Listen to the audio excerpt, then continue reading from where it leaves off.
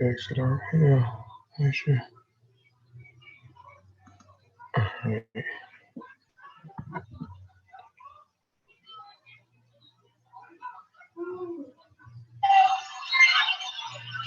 Y'all give me just a minute. We're gonna jump into it. Let me share the show real quick and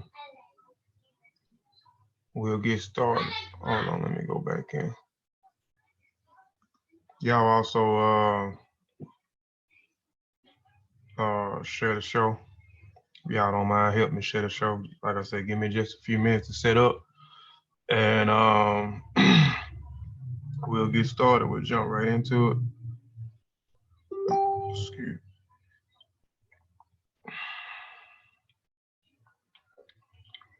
Hope everybody's having a good one today.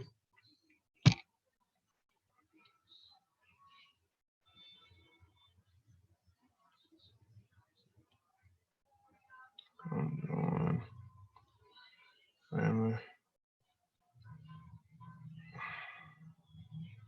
Like I said, give me about 2 minutes. I'm trying to share and set everything up, and I'll jump right into it with no delay.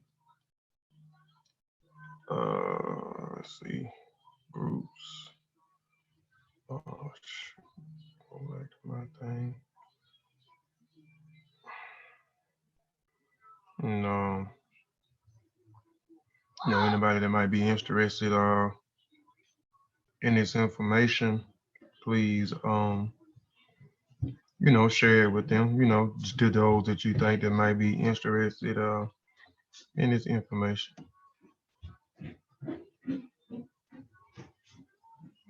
Shoot.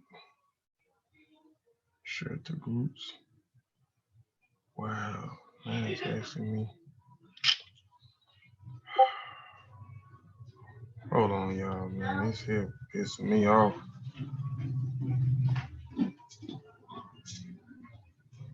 Try to. Okay. All right, there you go.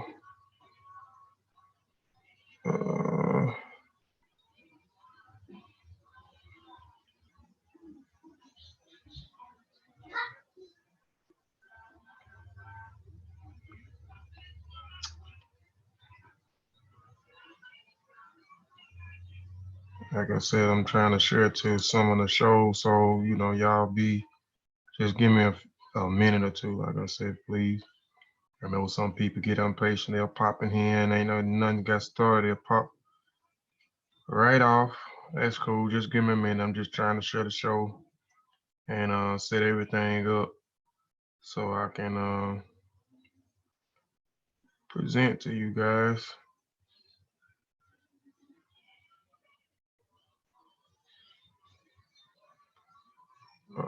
Share a few more groups.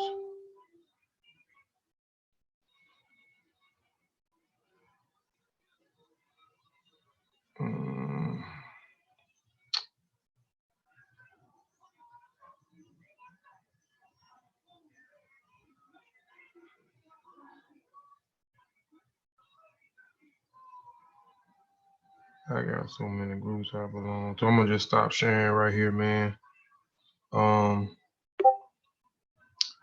I'm gonna go ahead and jump into it, man. Go on and knock this out.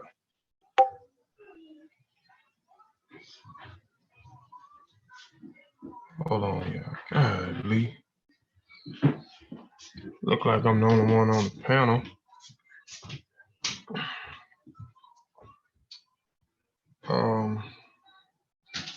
Okay. All right, let me share my screen real quick.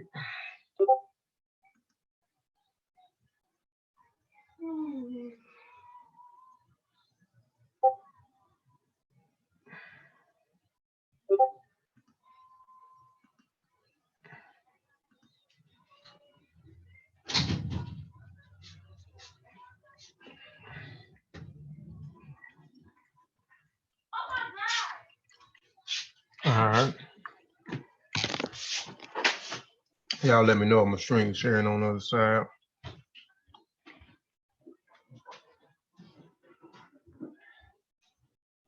I don't have anybody on the panel with me, y'all. Just let me know those that is in the chat, just watching a few in the chat right now. Could y'all I see it on the other end. All right.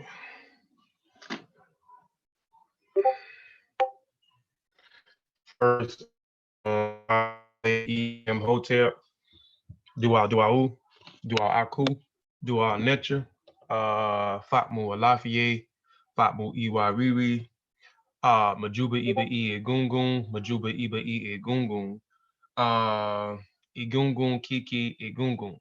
I always want to give honor and praises to the ancestors because without the ancestors, we wouldn't be here. We are our ancestors. I also want to give honor and praises or stand honor and praises to the true and living elders out there according to African traditions. You know, I look at everything from African perspective and worldview. Today's presentation, let me enlarge in it. All right. Today's presentation is called West African Secret Society, which is one of many secret societies in West Africa.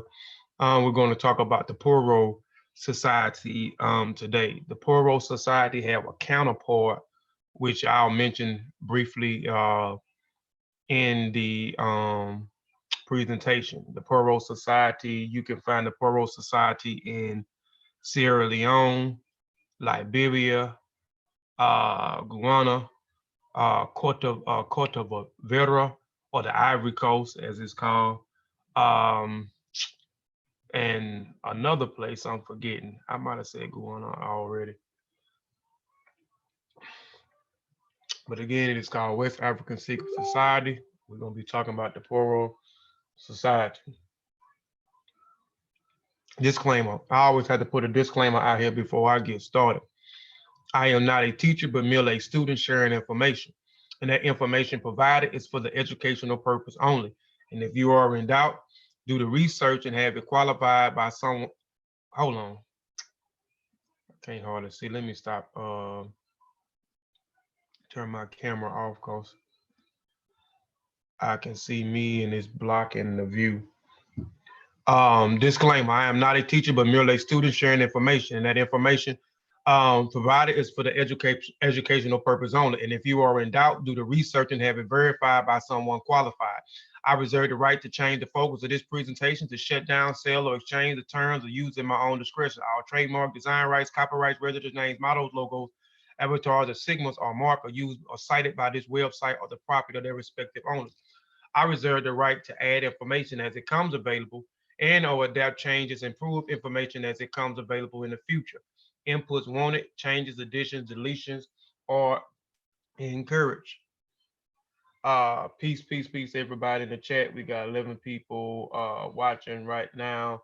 We have a few more coming in, but peace to those that are already watching. Peace to brother Herit, Shawn, Khalfani. Peace to Anusha Hartman. I may be pronouncing your name wrong. Peace to Hotep, brother Jehudi Ma'ad, Nasuti Biti, Amin Hotep.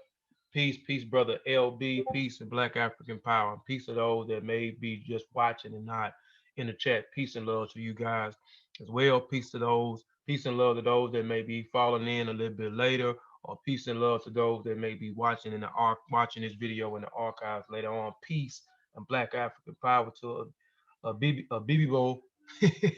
I know I be saying it wrong, man, but peace, my good brother. Peace.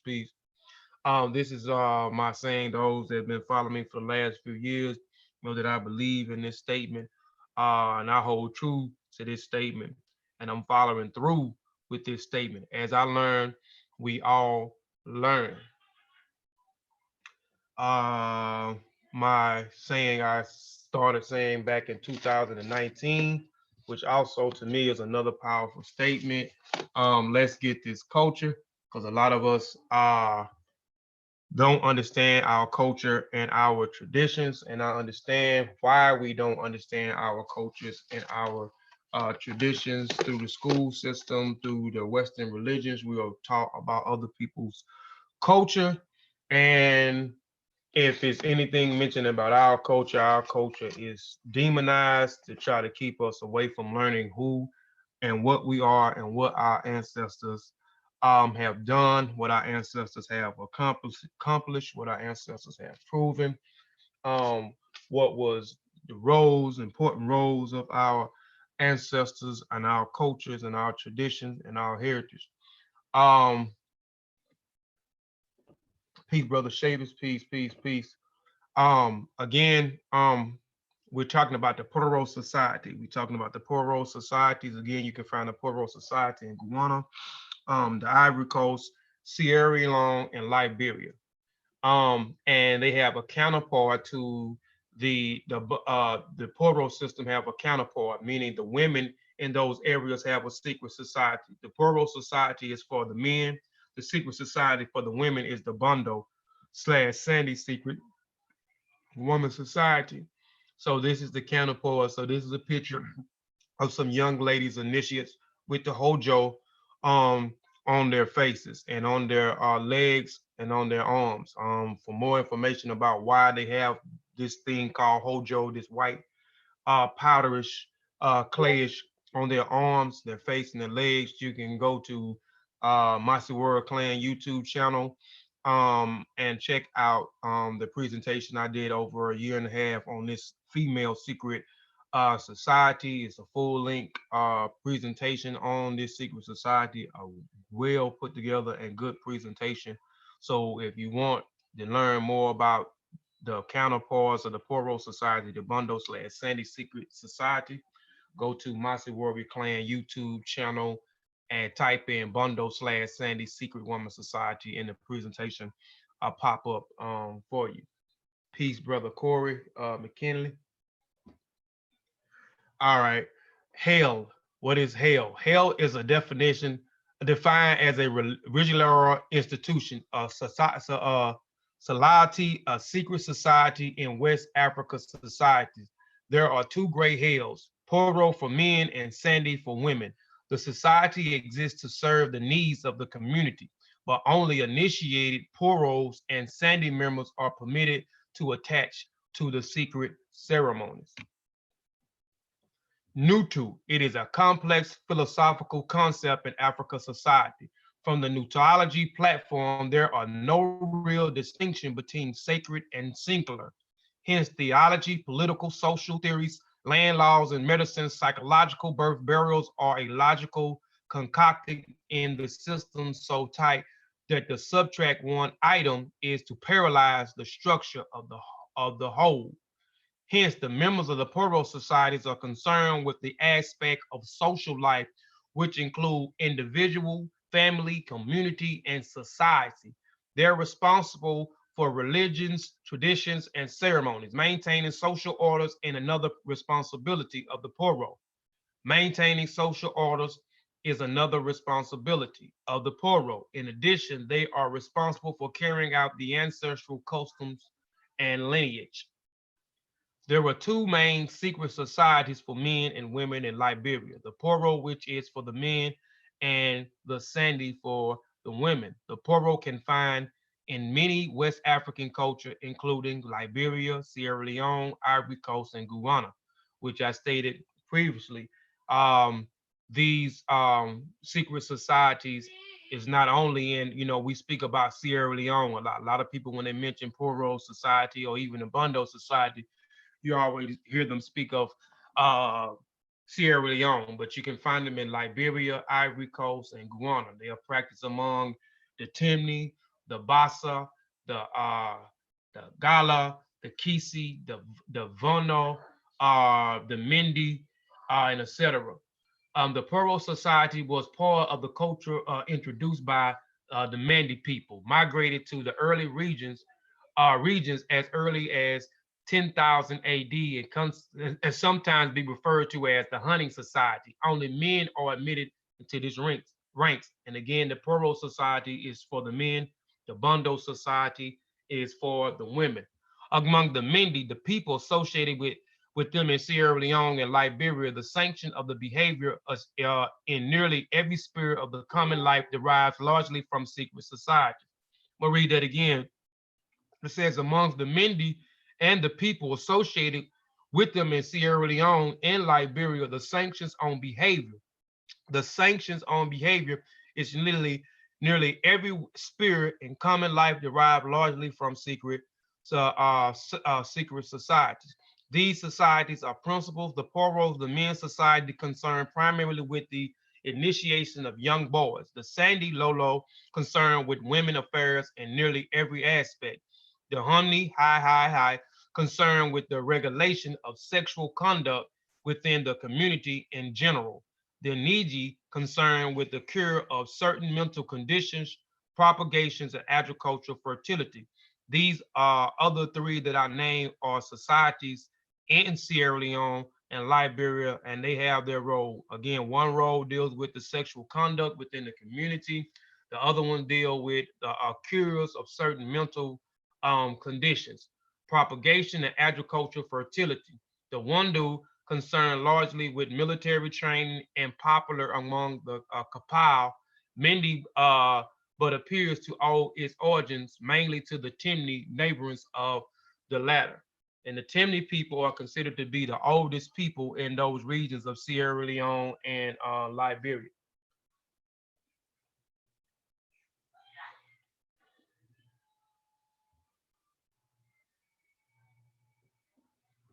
All right, the above societies are not exclusive to the Mindi, but are shared widely, with the exception of the Wandu, and among the adjacent people, such as the Shibut and the Cream and the Gala, etc., are cultural affinities to the Mindis very close.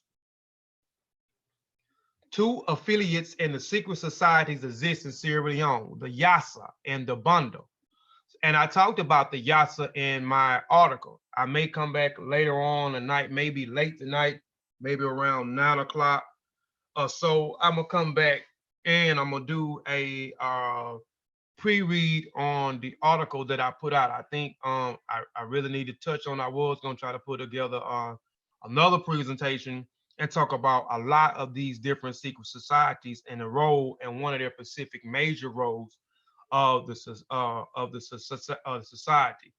I mean, the major roles in their communities and in their villages. But I touched in the article. I touched on the Yassa. Yassa, which was I'll touch on a little bit in this presentation. But for more details on the Yassa, who the Yassa people, or who the Yassa secret society is, you can get it on that new article I dropped yesterday. But the Yassa and the Bundle. The first is a number reserved for females, but members of the Poro are admitted to certain ceremonies. All these female members of the Yassa must be also members of the Bundle, which is strictly reserved for the women. In Liberia, female equates to the Poro is the Sande society. So the Yassa society, and I hadn't heard too many people talking, and that may be because I don't look at a lot of things on the YouTube land. But from far as my understanding, I hadn't heard anybody talk about the secret society, the female secret society in Sierra Leone and Liberia that's called Yassi. Anytime people talk about a secret society in those two countries, you always hear about the Poro and the Sandy slash Bundle or Bundle slash Sandy secret societies, but they also have a few other different secret societies in that area as well, not only the Poro and the Sandy Bundle Society. Other three, the Poro is by far the most important. The entire native population is governed by a code of law. It is primarily represented by a type of fraternal society to which even infants are temporarily admitted. The ceremonies from them consist of carrying them into the Poro bush and out again.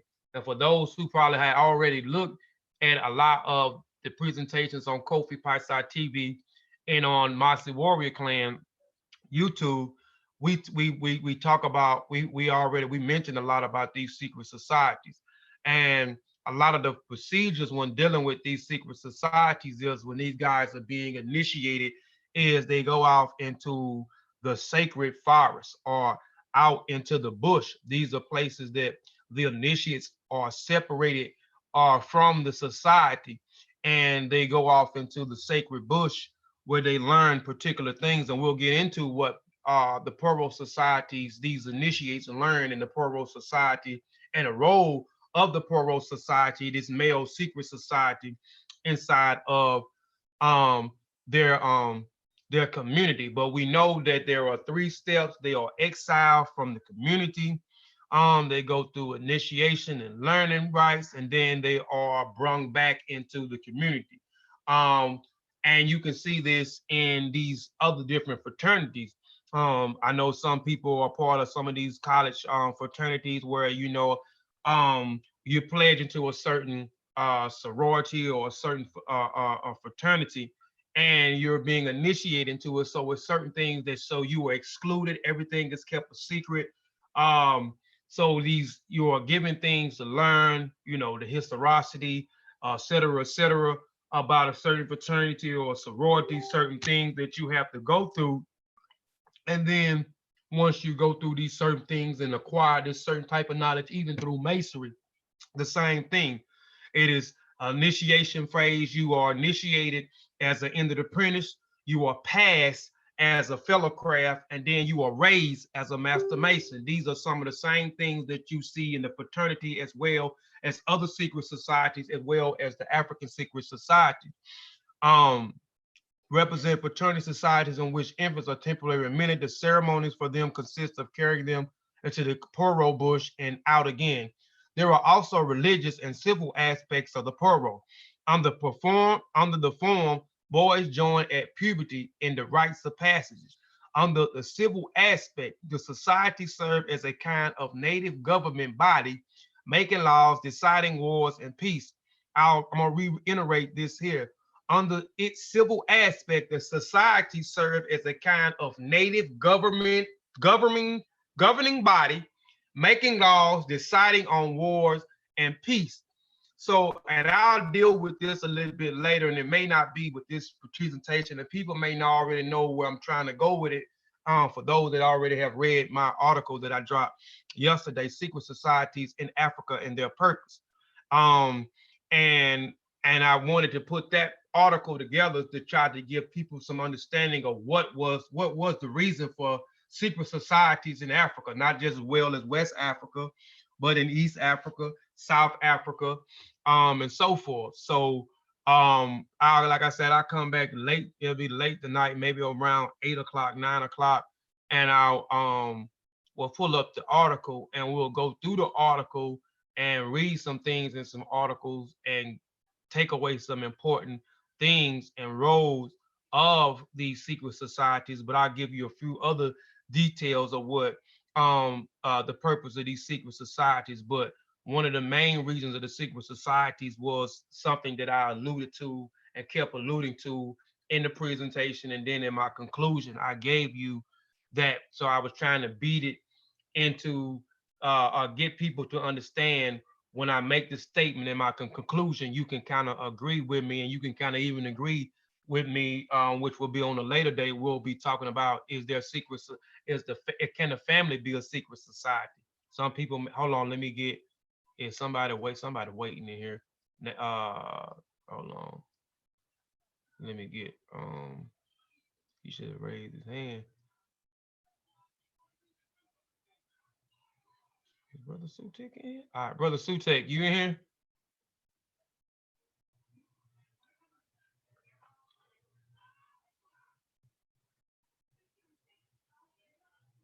Brother Sutek, you in here?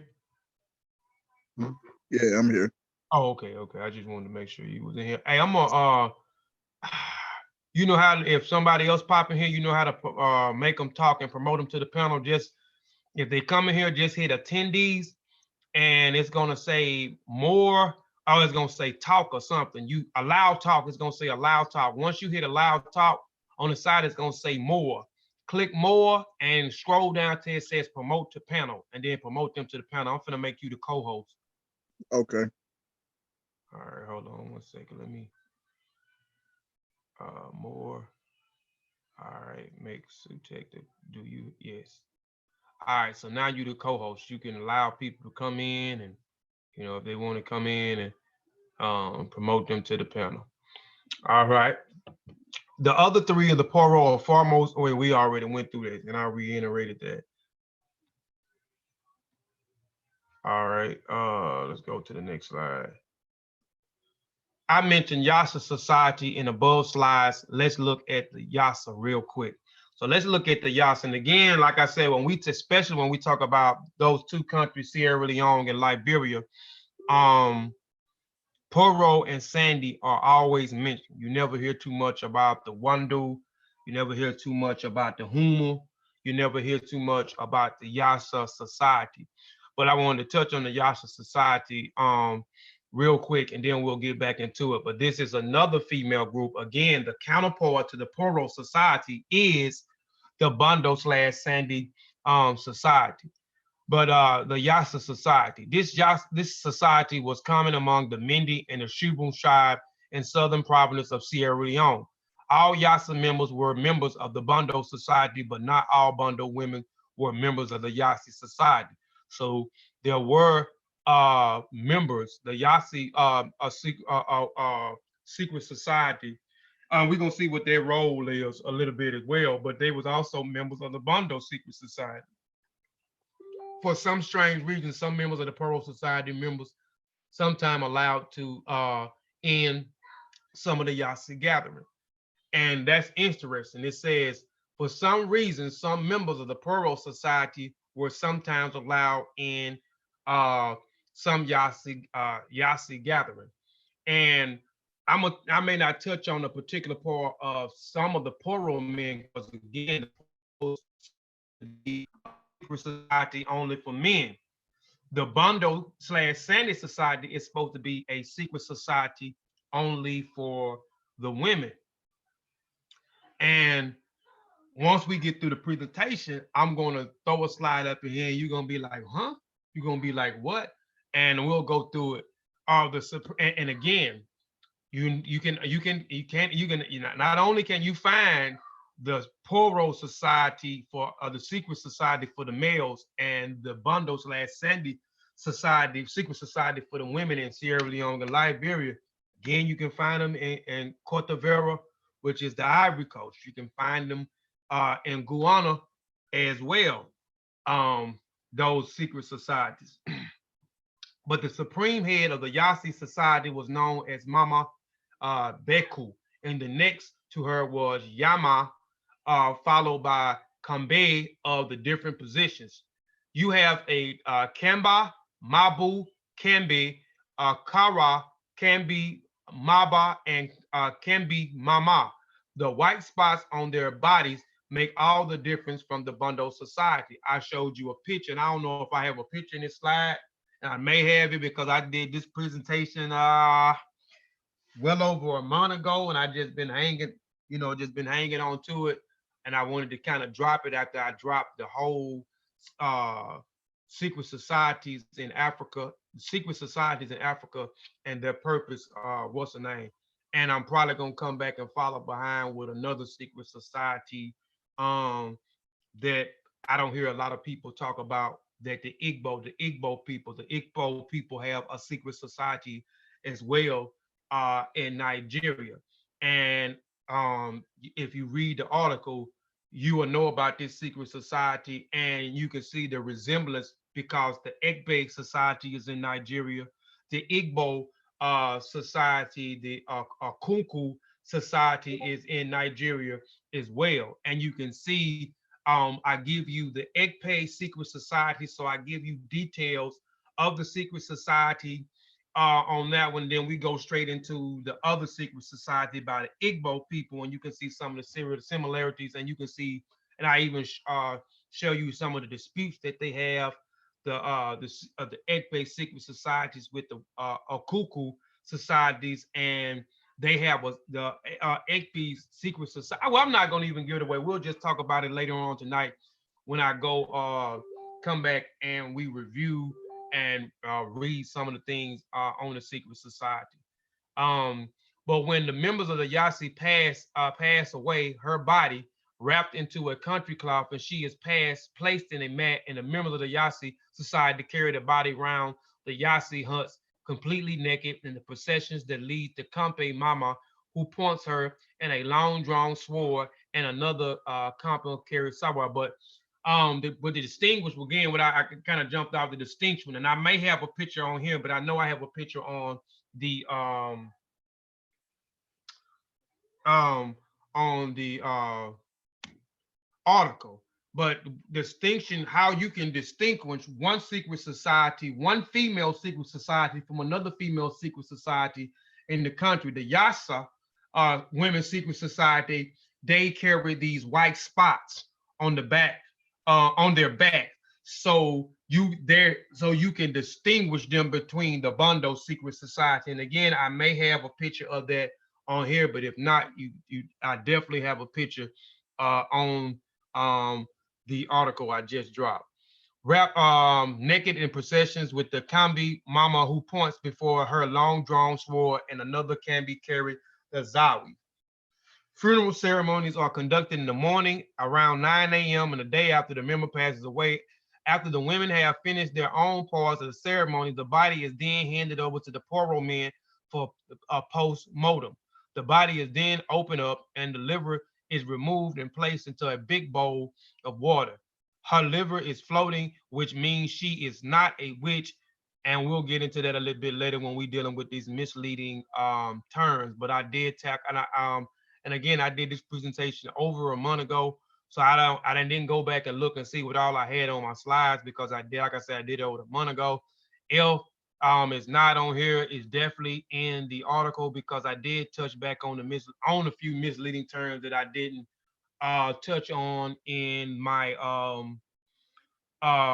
article before that, confusion, misunderstanding, and ignorance about African traditions, and it's under attack by Western society as well as our unstudied. And I gave a whole list of the misleading terms that when you're reading some of the info or reading text from other different individuals, particularly a lot of the Europeans, and not even only some of the Europeans, you have some of the African scholars who are still using some of the terminology. And in this presentation, I'm going to touch on that a little bit as well. But you will see over the years, this misleading terminology is still used by European scholars, as well as some of the African scholars are using some of this same terminology. Devil, known as that bag who gives out a very loud and strange scream, followed by loud drums as signals of the dead women, is not a witch, and this is followed by dancing and singing for 4 days in the family burial. I'm gonna finish right there. I'm not gonna read the rest of it, but I just wanted to touch on it. Here I do have a picture of it. These are the people from the secret society in Sierra Leone. The other female that I never hear anybody mention. We always mention the Bundle slash Sandy Society. We're gonna get back into the Poro, but I wanted to touch on them since I had already mentioned them, and I talk about them a little bit more in the article. But what distinguished them from the Bundle slash Sandy Society and Sierra Leone is these spots, these white spots that they have on their back.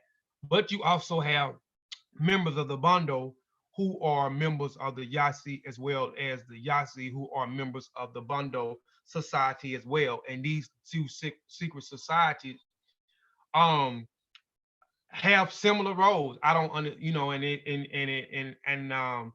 may be different because I really don't understand why it would be different, because some of the same ethnic groups that are in the Bundle are the same ethnic groups that are in um, the Yasa society, and the similarities that they have amongst each other and the important roles um, that they have in a society. One is specializing in herbs.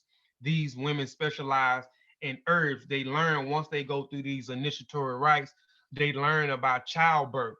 So they are learning about childbirth. They learning how to deliver children and deliver children the correctly way. They learn about certain herbs that they have to use for medicines. They understand and study the body, the female body, and etc. But I talk about a lot of this and I go in full detail on the Bundle slash Sandy Secret Woman Society presentation that I did over a year and a half ago. And again, that's on my Warrior Clan YouTube channel if you want to check that out in the archives as well.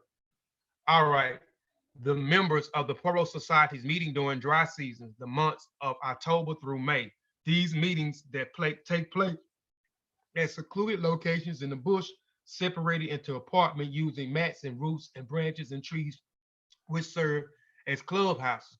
And again, the bush is sacred in African culture.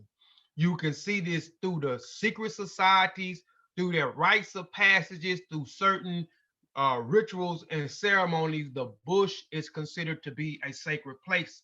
A lot of their schoolings are in these sacred groves or in these sacred bushes. Anytime they are excluded to go through any type of initiatory system or rite, they are always excluded and go off into the sacred bush or the sacred forest. And they also have these schools in this sacred bush or sacred forest, separated into apartment using mats, roots, and branches and trees, which serves as clubhouse. There are three grade levels of society. The first is for the chief, the top man. The second is for the fetish priest, and there is another um, misleading term right there, fetish priest. And the particular person that I got this information for, I got it out of a book, and I got it in my sources at the end. Like I said, you even have African scholars that are using some of the same misleading terms that has been passed on to describe African culture and tradition. They've been doing this for umpteen years. You have to understand that the Europeans, even the Arabs, they penetrated a lot of these African cultures, and etc. And then they begin to infuse the European perspective of the European religion or philosophy or theology into their own. You have some that convert to over into Christianity or converted over um, into Islam. And left their old traditions behind. And you have some that hold on to their traditions, but infuse the European or the Arab traditions into their traditions. So you begin to see a lot of the same misleading terms that the Europeans have, these foreign investigators have, some of these prejudiced anthropologists, paleontologists have, and so forth, who address the meeting through long tubes of wood. If ceremonies have women, children, the non-members take part. The devil stays out, another misleading term. And you can see that they use it when they describe it. And you once you start to study African culture, and particularly when you're dealing with West African, hold on, I'm trying to make, okay, my thing popped up on my screen. Can y'all still hear me clearly? I don't want to sound like a robot. Thing popped up, said that my internet was uh unstable. I'll move forward once I'm able to hear. You clear on this end? Okay, am I clear out there? Yeah, Curry, they fetish priests. And like I said, I break down what fetish is and where the word fetish come from in one of my articles that I dropped last month when we talk about a lot of those misleading terms. So you hear primitive fetish, devil, um, juju. You'll hear so many different other terms. I give a full list of them and where they come from and what they actually mean, and so forth. And I even talk about it a little bit when you hear, because you hear even when you get to the Poro Society, not the Poro, but the Bondo/Sande Society. They mention the same words when they dealing with the ceremonies when these women are putting on the zoesis, who are putting on these the Zoesis and the Legbas, these women, these upper heads of the secret society. You have the Zoesas, and then you have grade up under them, which is the Legba. And these Legbas and the Zoesis, they teaching these girls certain types of information within the secret society and learning them about these natural herbs, learning them about childbirth, and learning them about the body of the woman, and a lot of other different things. But then, just like I talk about when you deal with these fraternities, they what they call the coming out party, where you get in these different fraternities and sororities, and once you have did what you supposed, and what we do, what we call it in masonry, we call it meeting suitable proficiencies, meaning you are proficient in what you say you are now. Meaning the same thing like when you go to school. If you're studying to be a doctor, you have to meet suitable proficiencies, meaning that you have to go to school for a certain period of time, and you have to learn a certain amount of information. You have to be graded on this certain type of information to be qualified to say you who you are before you start to put these things into practice. The same thing with these secret societies, and then but dealing with these fraternities, sorority called the coming out parties. The same thing what I would say here. Once the initiate has been initiated and has met suitable proficiencies by going through certain things and learning this certain type of information and being graded on this certain type of information, or proving that they know this certain type of information and understand the types of things that they have been through or they're going through, or the life lessons they have learned going through this initiatory, right? Once they meet these suitable proficiencies, again, they now are being pushed back into the community, because at first, again, all of these initiatory rites, they are being excluded and going off into what we call the sacred forest or the sacred bush, but the Europeans are calling the devil bush. And I'll get into that, but I explain it also in the article, the new article that dropped yesterday about the devil, even taking the spookism out of the word devil. I even break down the word devil, because we know devil means diablo when it comes from out the Greek, the Greek vernacular, because we know we don't see the word devil till you get to the New Testament. You don't see that till you get to the New Testament, Diablo, and we know the New Testament was written in Koine Greek. So I pulled the word from the Koine Greek because it was invented by the Greeks. The terminology didn't come into existence until the New Testament, and then later on became spooky. And I talk about that in the article, so get the article. But anyway, they coming out. So a lot of these people that put masks on and they begin to bring these people out there having these celebrations. So the community comes out, they begin to celebrate with the community. These heads dress up and dance. There's food. They are being reintroduced into the community, whether they're being reintroduced as a man or being introduced as new members of this so-called society or secret society, and so forth. But the women, children, and non-members take members. The devils stay out. The Gypto, a female warrior, is the only fetish dressed up in long tube of wood that can be seen. The Poro devil is invisible even to most members.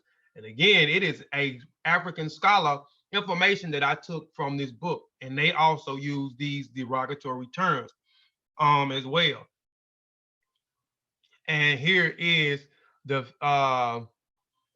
member here dressed up and the regalia and everything. But even just going through the festivals, if you understand African culture, even dealing with their festivals and ceremony, certain festivals and ceremonies and masquerades, we know that most of African traditions deal with ancestor veneration. And we know a lot of those traditions say that the ancestors have their hands into human affairs. And long as you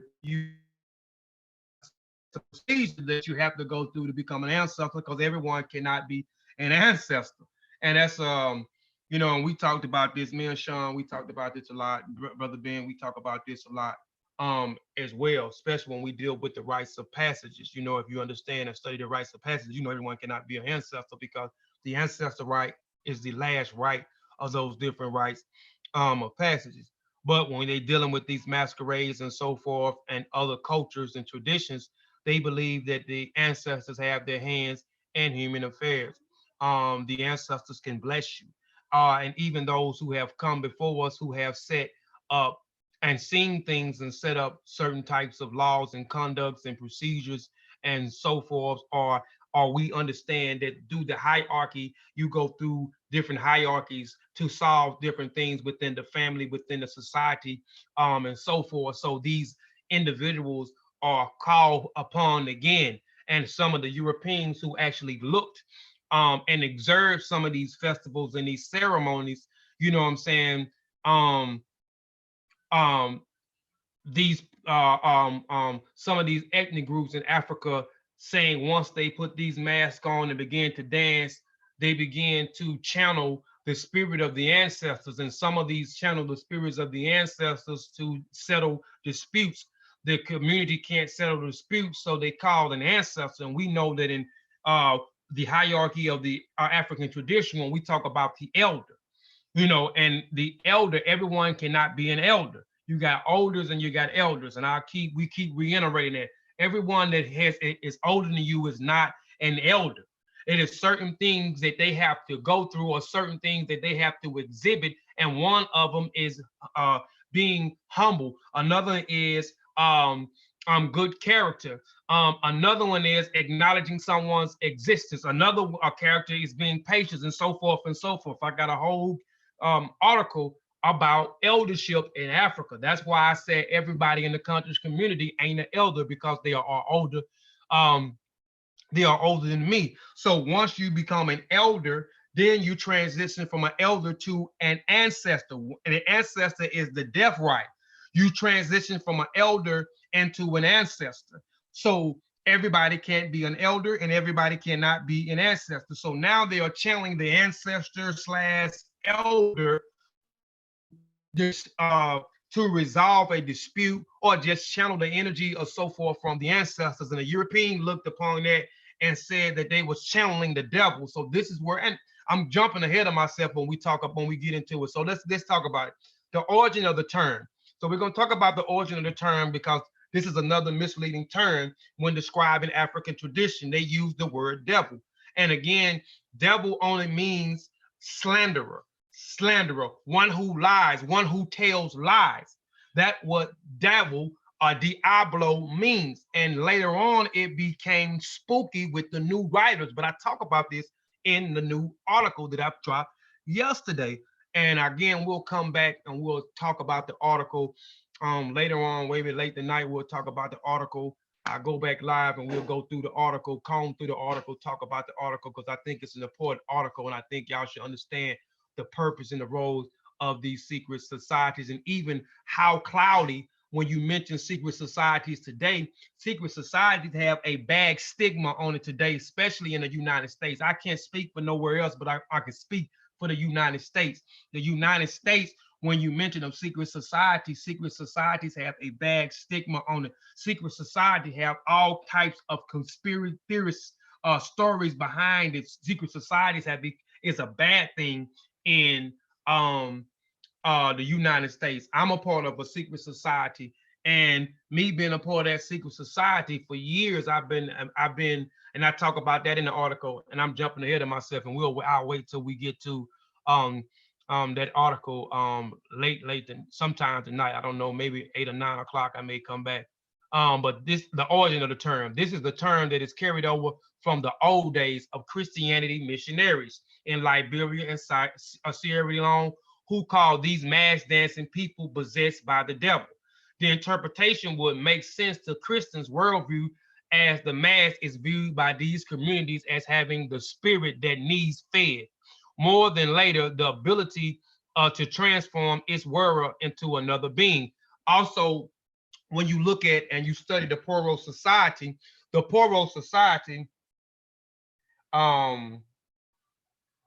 I'm looking at what's name. He going in too. Peace, ACL, UNI. I mean, he already got it down, packed with these societies are. But when studying the Poro societies, right, they have something where they get scarification. They have these marks on their back, like they're feeding the spirit. The spirit has bitten them, and so forth. They call feeding the spirit. And these missionaries, these European missionaries, Christian missionaries, began to look, and we know missionaries when this is how we know Christianity has spread it worldwide through.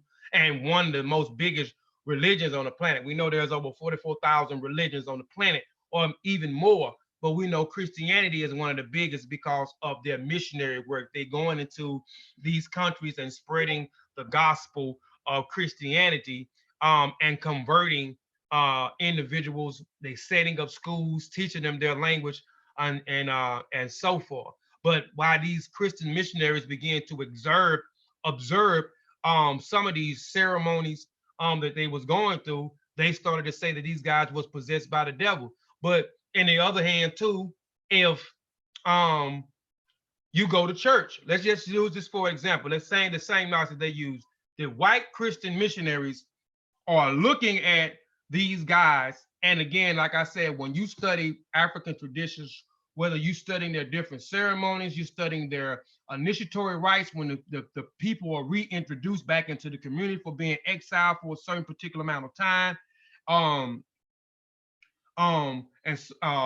and the masquerades, you know that some of these things where they're channeling the spirit of the ancestors and so forth. You know, a lot of the culture is their tradition is embedded in ancestor veneration, honoring and respecting the ancestors, and so forth. So if those same people that they observed went into the church, right, and these people, the Christians, are possessed by the Holy Spirit, right?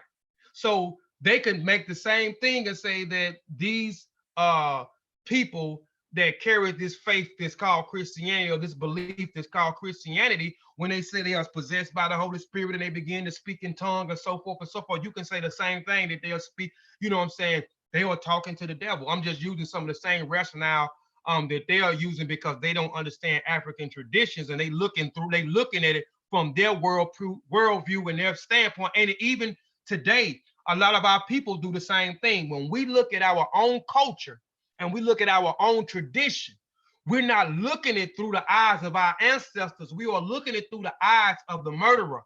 We're looking at it through the eyes of the slave owner.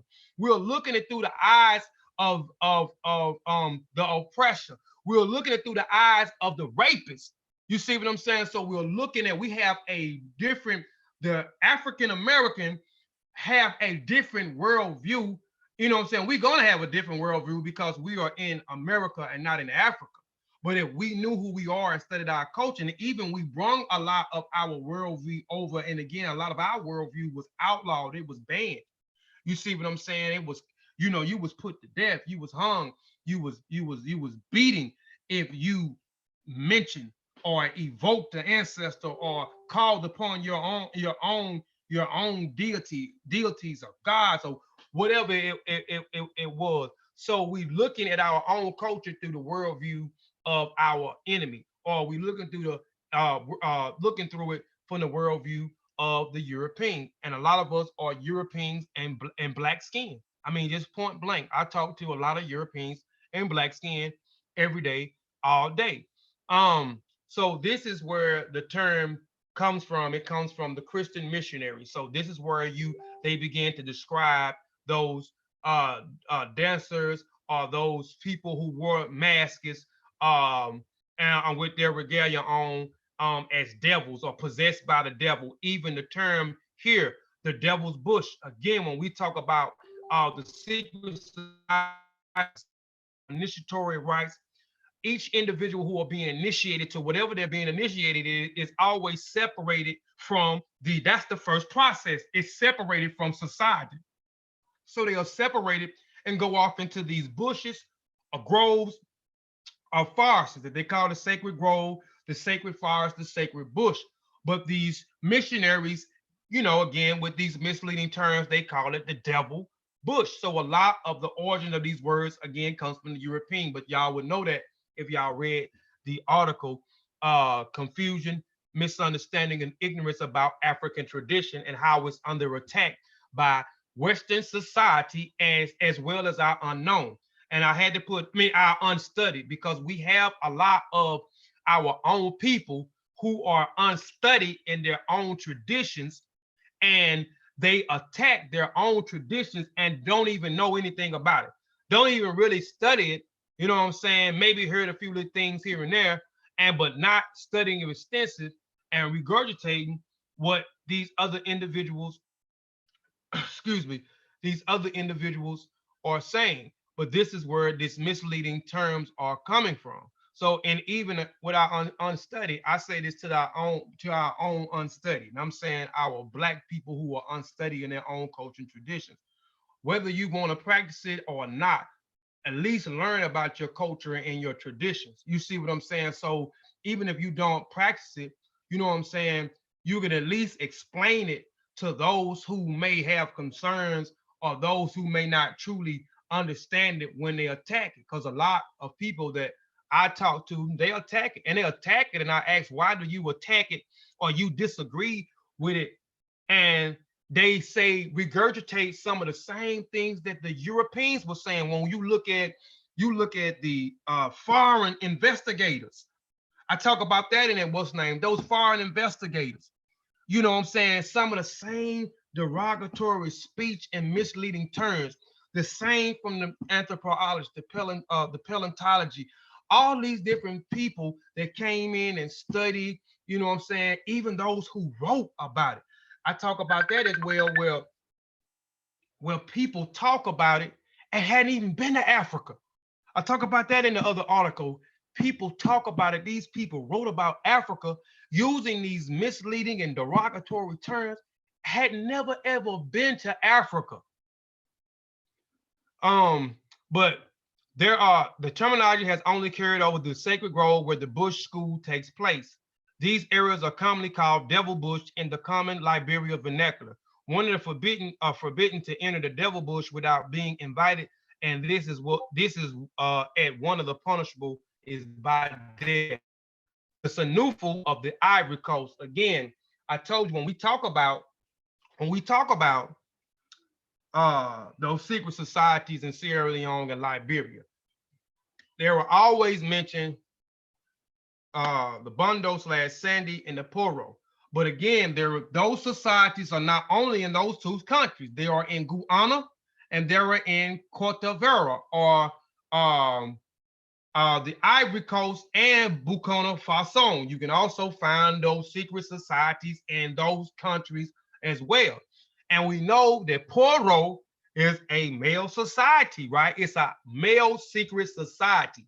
And the counterpart to the secret society is the Bondo/Sande Secret Woman Society, right? So let's look at the Poro Society in Burkina Faso and the Ivory Coast, right?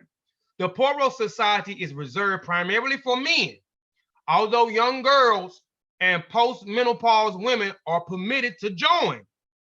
The main function of the Poro is to guarantee a good relationship between the living world and the ancestors. The Nijowo is the ancestress who is recognized as the true head of the Poro Society. Are y'all listening? Accordingly, young initiates spend weeks and even months together in secluded sacred groves where they develop survival skills and an intellectual foundation to preparing them for adulthood. Senior Poro members instructed initiates in the works of the Poro, also referred to as works for the old mother, the female aspect of the supreme deity and the protector of the Poro initiates.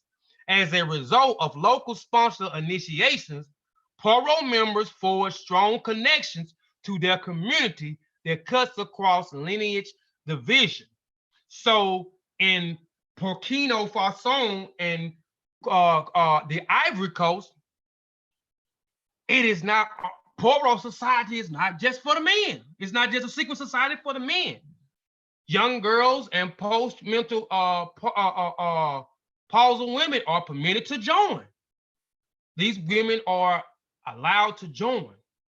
And the true head of the Poro society in Burkina Faso and Ivory Coast is one of their great ancestors, Diri Ho. So it is a little bit different when you get to Burkina Faso and the Ivory Coast, Cote d'Ivoire, I mean, you get to see, you see, it is different. It is not only exclusive to the men, but certain women can join the Poro society in this country. That was something interesting, me researching, and I came across this. I said, that was interesting. And at one particular time too, I'll be honest that I only thought that the Poro society and the Bondo society was in Sierra Leone and Liberia, just exclusive to those two countries. But I know that there was lots of different ethnic groups that was a part in Sierra Leone and Liberia that was a part of the Poro society. I mean, you got the Timni people there, you got the Bassa, the Ba, the Gala, the Mendi, so many other different groups that is in that region. So it's not one particular ethnic group that is a part of this secret society. It's a multiply of different African ethnic groups who are part of these secret societies, the Poro and the Sande society. The Poro society initiates in 3 parts: separation, transition, and incorporation. I talked about this a while ago. You see this throughout any of their initiatory rites, whether it's in a secret society, initiating a secret society, or in some type of initiatory rite system, rites of passages, or whatever. Again, it is always separation is the first thing. Those initiated is separated from their community or their village, and they go into the sacred grove, not the sacred, not the devil grove, not the devil bush, not the devil forest. Again, that terminology or that misleading terminology comes from those Christian missionaries or Europeans who observed some of these ceremonies and looked at it through their eyes and from their European perspective and not understanding, and then write about it. Because again, when you look at West African history, there are lots of oral traditions. That's why I did a presentation on, and I really recommend that presentation that I did last week on Kofi Piesie TV called Oral Traditions in Africa, explaining oral traditions, because a lot of people throw oral tradition to the side. And I explained there were 3 phases or 3 categories in oral tradition and how they was able to keep their traditions alive, and who were some of those vital people or vital key elements in order to keep their traditions, their culture alive, whether it was their history, whether it was the tactics that they used to win wars, or where they migrated from one area and how long they've been in another area, how they utilize certain things, what I'm saying, for their survival. All these stories, what I'm saying, how they was able to use myths, how they was able to use singing and dancing as also as an oral tradition, masquerade. All these key elements that they use with these 3 different phases, literature, historical is the second, erotics is the third. So there are 3 different categories, 3 phases to oral traditions. Everybody, please go check out that presentation. But separation is one, separating and going into the sacred grove, the sacred bush, the sacred forest. Transition, these are the things that they are doing now. They were transitioning. Some of them are transitioning from adults to manhood or sisterhood or womanhood, so forth. Transitioning from where they use certain names, they give certain names to uninitiated. So now you become an initiate of whatever secret society that you are a part of. So now you are meeting. So now when you're being incorporated, now you're being back into the community. Some of you that's in these different sororities, y'all call it the coming out. The coming out parties, where you go to these step shows, and they having these step shows about the newest members of the different fraternities, or the what's the name coming out. And we do the same thing in Freemasonry, but we don't call it coming out party. People, and people that's not a part of organization, we call it feeding the goat. You know what I'm saying? Well, we do the feeding the goat after these brothers has been raised, passed, and initiated, passed, and raised. Now they are being raised. And it's the same thing that you see in these societies as well. And I talk about this in the article as well about being raised. This is being you are transitioning from one phase to the next, or you no longer the same person that you were, or you coming from puberty to an adulthood. So the old person died and the new person now lives. You see what I'm saying? Because now you're transitioning to another phase in your life, another chapter in your life. So you're being incorporated. You have met the suitable proficiencies of what we would call it. You have met the suitable proficiencies to now to be called whatever you say that you are, because you have met the criteria. And now we happily to reintroduce you back into society, into the community as such and such, such and such, and as such and such. But these are not just the only three models of the three parts of this Poro secret society. Is of most of the secret societies or most of the initiatory rites or traditions within African traditions. Every secret society provides a social knowledge, instruction, which is essence, is neither esoteric nor specific to a particular society.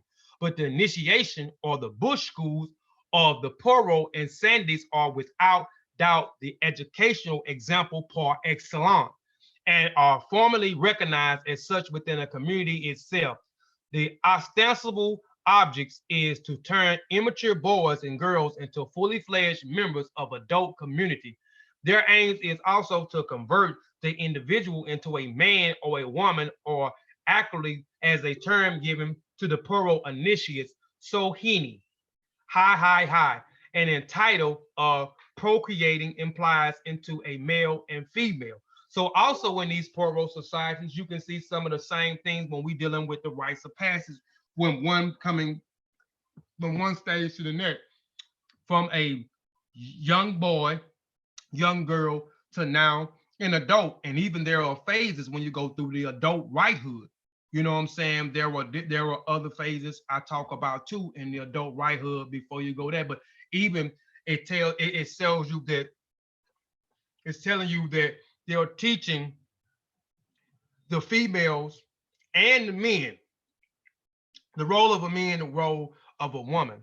And then the next step after the adult right in these different phases is marriage. You know what I'm saying? And it says entitled to procreate. Once you become an adult or recognized as an adult or a young man and not a boy, and recognized as a young woman, now you have to procreate. You get married. And when you talk about, again, when you talk about procreation, you're talking about marriage. You can't exclude the two in African culture. You mention procreate, you got to mention marriage. Marriage, you got to mention procreate. Marriage is one of the most important rights, as well as procreating and extending your family, bringing forth life into males and females.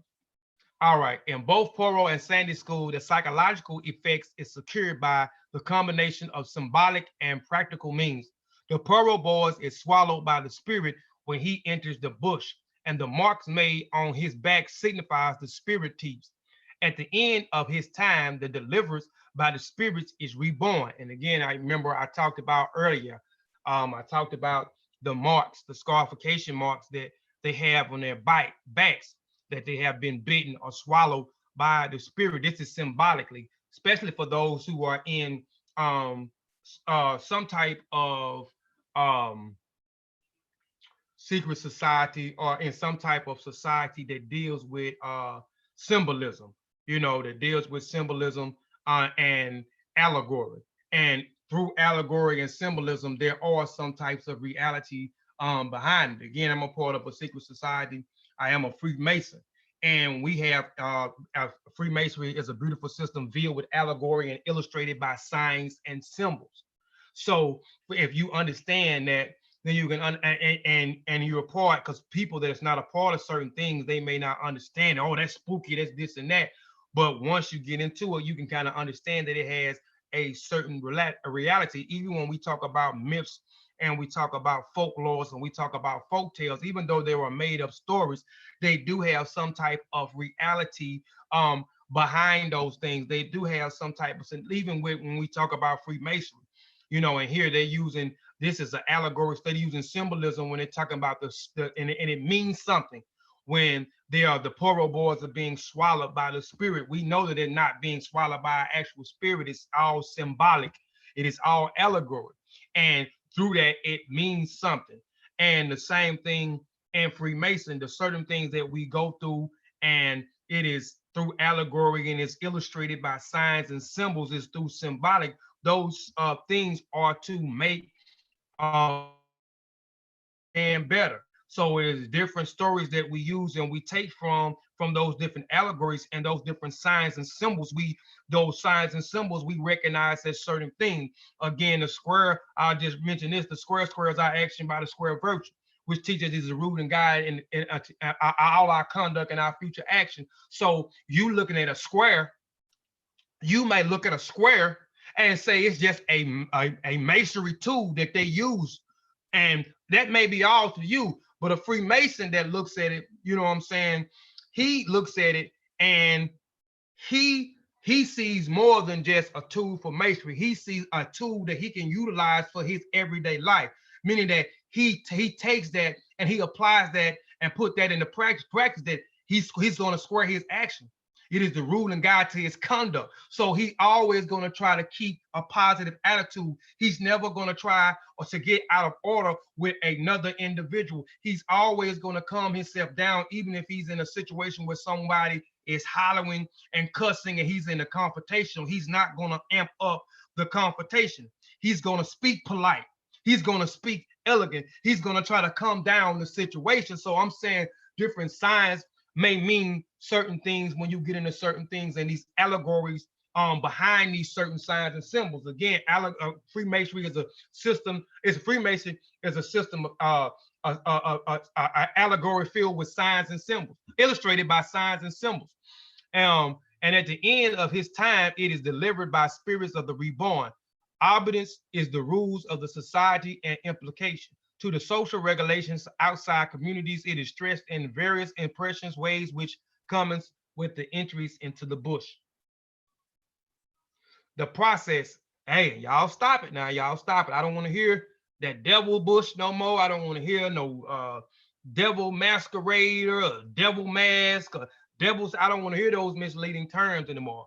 The process of initiation. After the marks have been cut on the boy's back, included 3 separation ceremonies known as respectively as Idazilits, that's high, high, low, Kaporo, Imbe, low, high, and Kapai, low, high. These means respectively quiet, fit, non-member rights, and pooling, i.e. ending of the session.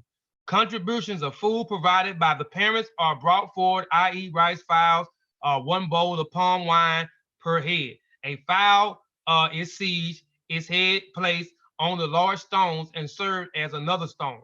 It is then thrown to the members. All the fowls are killed in similar ways. While the head is being served, the Poro official says the ritual words to which the boys give the appropriate reply. This is repeated over each fowl in turn, and the ceremony is warned to the boys to accept the same kind of treatment. If they divulge any Poro secrets to the non-members, the food is then cooked and the communal feast is held. Throughout the session, every opportunity is taken to enhance the mysteries and the terrifying characteristics of the Poro spirit itself in the minds of the initiate.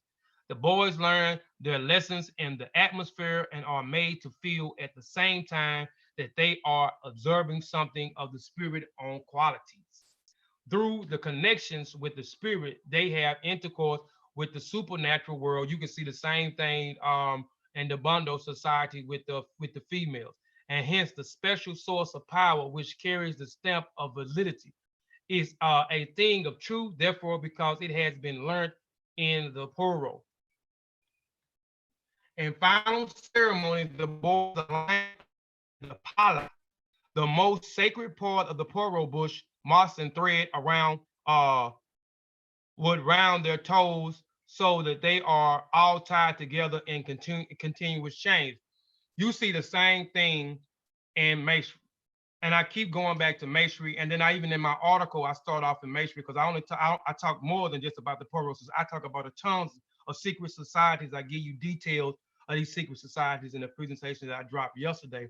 But I started off with the Masonic order, and I can understand, and because I'm a Freemason, so I start off with Freemasonry, and a lot of these things that you see, even Freemasonry didn't start in the 1400s. Freemasonry didn't start in the 1700s. For those that may be traveling men, brothers of the craft, um, you know, a lot of us is taught Eurocentric history, and we believe that it started in the medieval period with the 14th century with these different schools and learning these different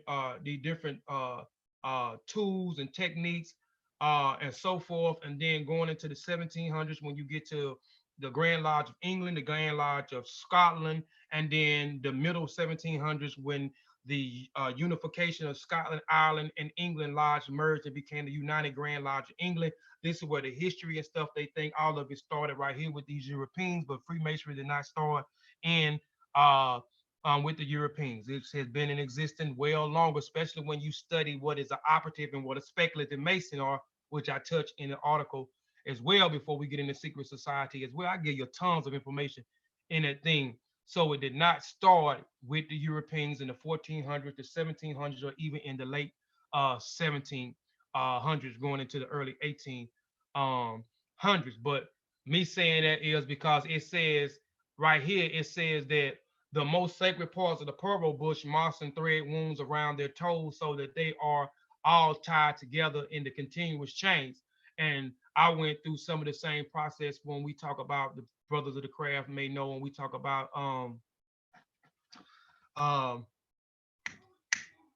man, the cable toe.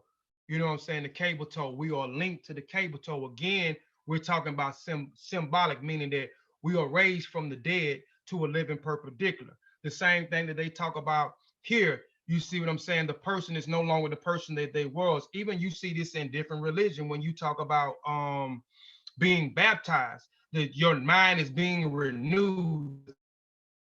That person has died and the new person has been born. The same thing when you look into African traditions and so forth. So these guys are the same. These cable toes, or even what they have, these chains are is sort of forms of these brothers are being tied together. These brothers are being linked. This is their cable toe.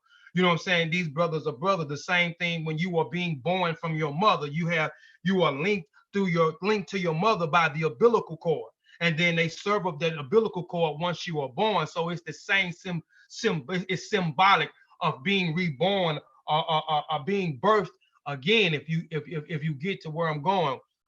So they are all tied together in continuous chain. The officiate members and women known as the Babola invokes the spirit of the society in their behalf. She prays, and each new member may be strongly attached to the society as the thread of moss in which now binds them together. The ancestors called the order of seniority, beginning with the oldest and finishing with the one who has died most recently. It is, and the bottom is a lot of, you can see these young initiates right here. Excuse me. It is on the psychological basic of these ceremonies and rituals, warnings that the social training of the boys is affected by elders and senior members of the society. To a large extent, the social life of the Poro bush is approximately the social life of the largest communities. In essence, the boys learn their roles as men and maturing worth of their own. As a practical example of their training, dang, I got something in my throat. The boys are allowed no modern equipment. Their material requires, including parts of their food, must be provided for themselves. And I can kind of understand right here too, where it says, as a practical example of their training, the boys are allowed no modern equipment. And it may be for this reason here, that it is not what you have that qualifies you to be a part of this secret society. It's not of the wealth. because when you look at a lot of these secret societies and so forth, everybody is equal. Everybody is equal. No, everybody is equal. And when they're teaching, and this is the reason why they teach them this information, they have to retain this information before they are inducted back into the community. Everybody, and I keep using the term suitable proficiencies, they have to meet these suitable proficiencies. So, like what we call in masonry, being on the level, everybody on the same level. I'm speaking and I'm not going over nobody's head because everybody meet the suitable proficiency because they was initiated first. This was the first phase, they was initiated. The second phase was they was passed. The second phase was they was raised. Once they was raised, now they can say they who they say they are because they have met the suitable efficiencies through all three of those different degrees, all those levels of information. The same here. There are material requirements include parts of their food must be provided for themselves. They start by living at fire when darkness fall. For the first night, special songs or no one allows to sleep. The next morning, they work in opposition after the boys have been sorted out into groups of the same size and age. They are expected to bear hardships without complaints, to grow accustomed to it. They sleep, man, they are expected to bear hardships without complaints and to grow accustomed to it. So this here is another procedure that they have to go through something hard so they can understand and they can, when in life they meet hardships, they won't complain and they're able to get out of the hardships and not mope and moan and groan and go through depressions and don't want to talk to nobody and don't want to come out, don't want to do anything. So they're being taught how to expect hardships and not complain about the hardships and grow through the hardships. They sleep at night on the beds of the sticks under covers clothes which have been soaked in water, and they remain outdoors if it rains. The singing and drumming lasts until 1 or 2 o'clock in the morning, and the boys are awakening again at dawn.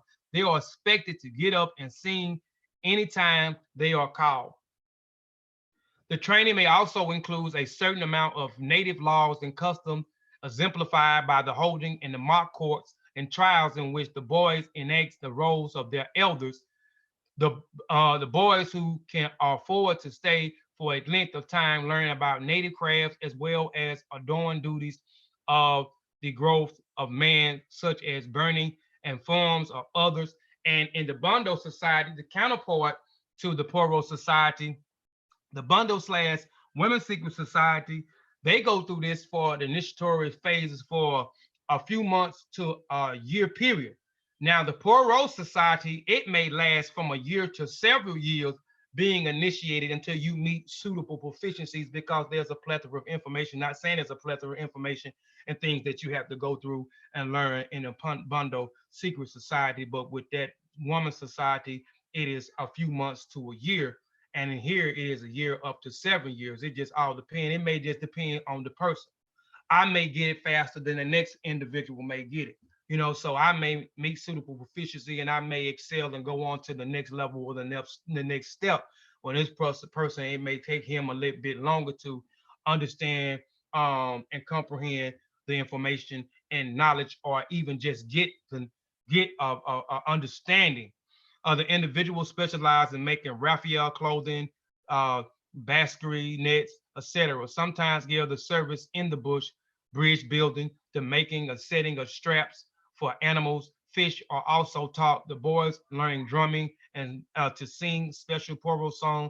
They practice somersaults and acrobatics. And you can see, I thought I had a picture down here of them actually doing acrobatic moves and stuff, but these are a lot of other things outside the other things that they are taught. You know what I'm saying? They are taught, you know, how to actually use their hands, how to hunt, actually how to make things and so forth.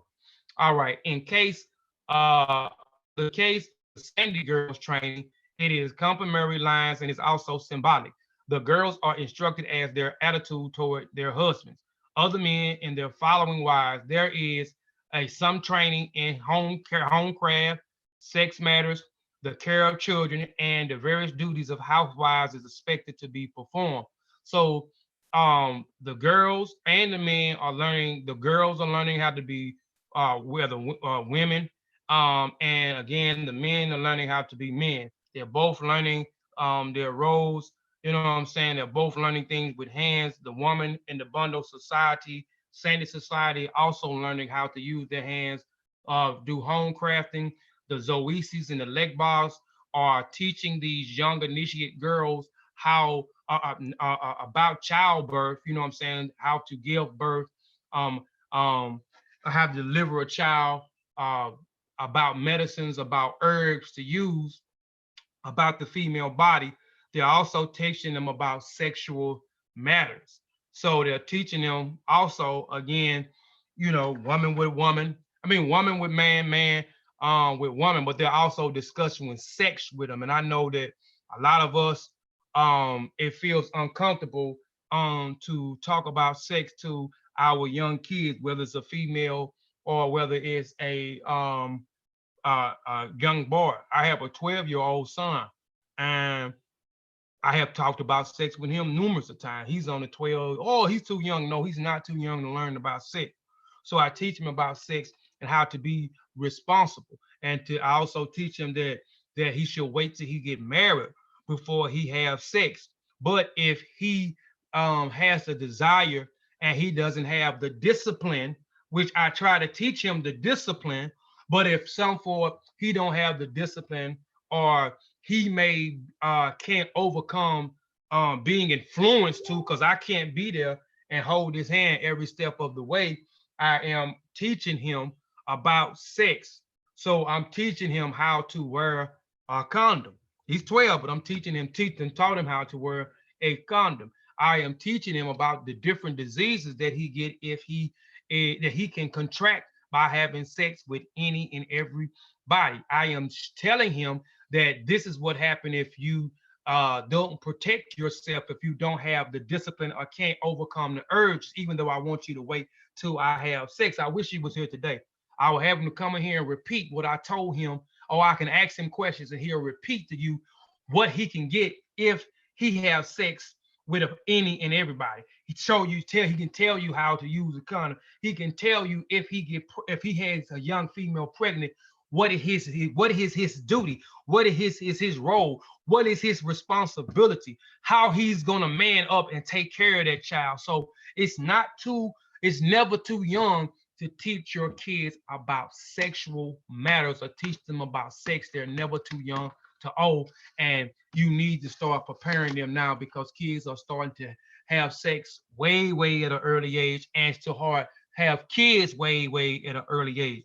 So it's better to teach them now and to explain to them to wait till they get married and they're with a responsible adult, a responsible male, and a responsible female.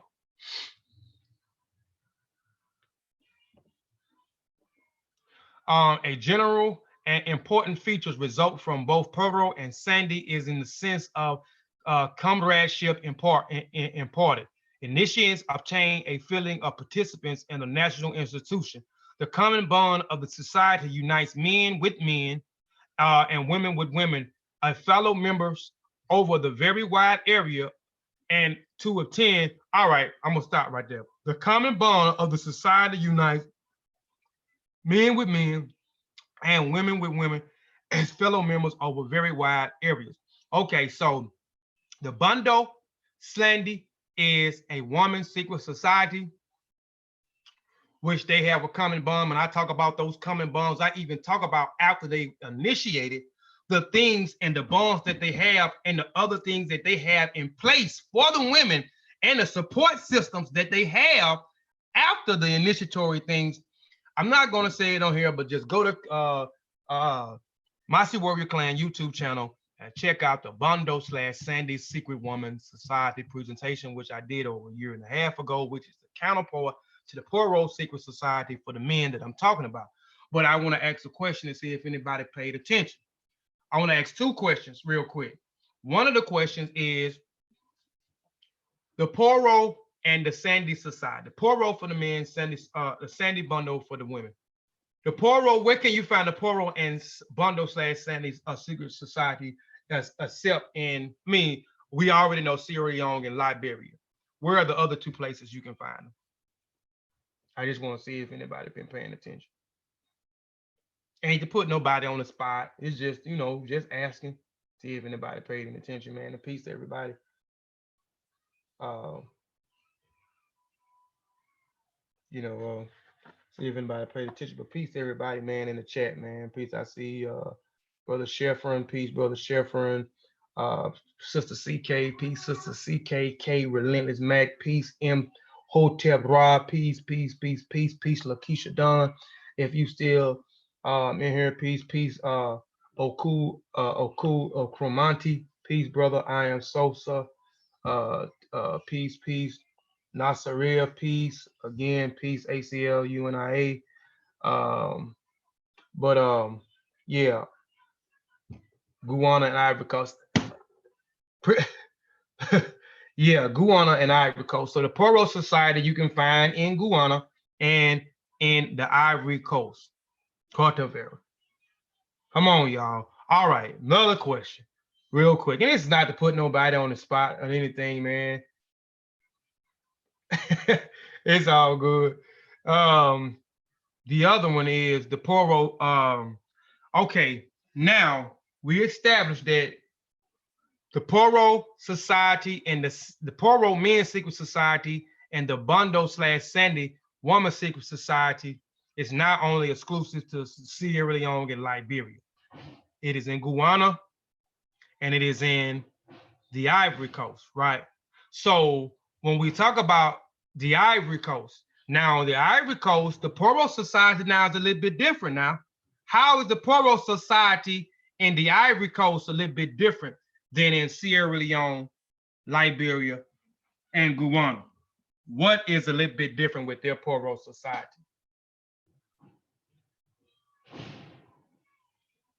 Come on now. Come on, y'all. We about to end. It's almost over too. I'll give you a few minutes. I know it's a delay on the other end, but what's the difference now? Again, we established that the Poro and Sande Society is not only in Liberia and Sierra Leone, because again, when we talk about these societies, we always mention Liberia, Sierra Leone, or Sierra Leone. Well, it's in Guyana and it's in the Ivory Coast. So what dealing with the Poro Society in the Ivory Coast, their Poro Society is a little bit different. And it's a little bit different because of what? Right. So CK the Poro, they will allow women in the Poro Society in Guyana, Liberia, and Sierra Leone. It is exclusively for men. But and I'll go back real quick. You make it up. All right, and we talking about the Senufu people. You can look these people up too. You can look them up. The Poro Society is reserved primarily for men, although young girls and post-menopausal women are permitted to join. The main function of the Poro is to guarantee a good relationship between the living world and the ancestors. Neroho is the ancestress who is recognized as the true head of the Poro Society. According to young initiates, spend weeks and even months together in secluded sacred groves where they develop survival skills, intellectual foundation, and prepare them for adulthood. Senior Poro members are instructed to initiates in the work. The Poro also referred to the work of the Old Mother, the female aspect of the supreme deity and the protector of the Poro initiates. As a result, local sponsors, initiates, and Poro members forge strong connections to their community and to cut across lineage division.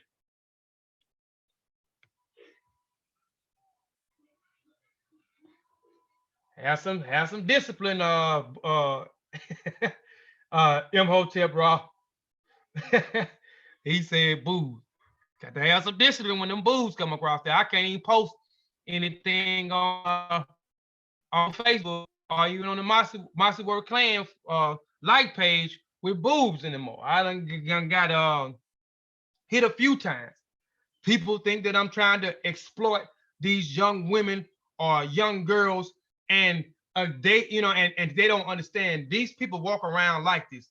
They walk around like this a lot because it's a tropical continent. It's hot over there. They wear clothing, shirts, and they wear the same pants. They even wear the dress like we dress over there. But they do, they do walk around where they are exposed, and these men have discipline. You don't see, oh man, walking around, man, her boobs is magnificent, and over there trying to run and drool all over the woman boobs. Oh man, she has a fatty back. You don't hear him running over there and trying to slap, over here, man. We see that, bro. We at him. We at him. She man, she a thought, she a freak, man. She got them clothes. She exposing too much, man. She wants somebody. See, let me go over here and try to see if I can get her. First instinct is we trying to get her in the bed. We ain't trying to see what she about, what she doing. We ready.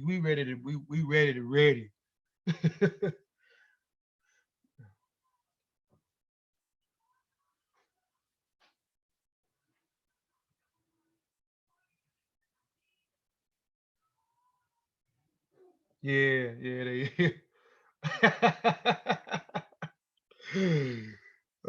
yeah, they used to it, bro. They used to it. But at the end of the 3-year period, the Sande, where were I? Hold on, musician, performance, reach expression, the women, Sande, and men, Poro associates, alternate political and ritual control of the land, a concept of embracing the natural and supernatural world for periods of 3 to 4 years, respectively, during the Sande sovereign, all signs of men's societies abandoned. At the end of the 3-year period, the Sande leaderships turn over the land to the counterparts. Now, listen to this. At the end of 3-year period, the Sande leadership or the Bondo/Sande leadership turned over the land to the counterparts in the Poro society for another 4 years. And the Sande and the Poro society, they take turn over the community, over the land, over the village. They take turns. One, you have 3-year period where the women are over the land, right? And you may say, why over the land? Some of you may know why, because you read the article yesterday. And like I'm saying, it's just not exclusive to the Poro and the Bondo society. I talk about secret societies with an S. So I talk about a bunch of secret societies in the article. And most of each one of those groups deal with one major role in the society. And I'm not going to speak on it. Like I said, I'll come back later on tonight and maybe 8 or 9 o'clock, and we'll go through the article. You know what I'm saying? But it says at the end of the 3-year period, the Sande leadership turn over the land to its counterparts in the Poro society for another 4 years. And after the rest of the period, the ritual cycle begins anew. The alternate 3 years of 4-year initiate cycles. Hold on, I think I got somebody. Oh no, it just popped up there. All right. Hold on, let me get this out here. All right. So it says the alternate 3 and 4 years initiate cycles for women and the men respectively are one example of the widespread use of the number 3 and 4 to signify the gender of people, place, and events. Together, the number equals 7, a sacred number throughout the region. So the number 7 is sacred in the Poro and the Sande society. So for 3 years, the Sande/Bondo society is over the land. And then their counterparts, which is the male secret society, takes the role upon being over the land for 4 years. 3 and 4 equals 7. So the woman has 3 years and the male has 4 years. Hold on, that should be it. These are my references here that I used for this presentation. I keep them up here for a minute. You can go through my sources again. I don't mind you venting or going through any of my sources that I use. Don't mind you critiquing my work, because again, I'm not one of those persons who say that I am unflawed where I make mistakes or I leave out something. I'm perfect. I'm nowhere near a scholar. I am aspiring to be a scholar. I am first aspiring to be a teacher. So I am a teacher. That's why I always give a disclaimer before I even present any information. I've been doing this for the past 3 years.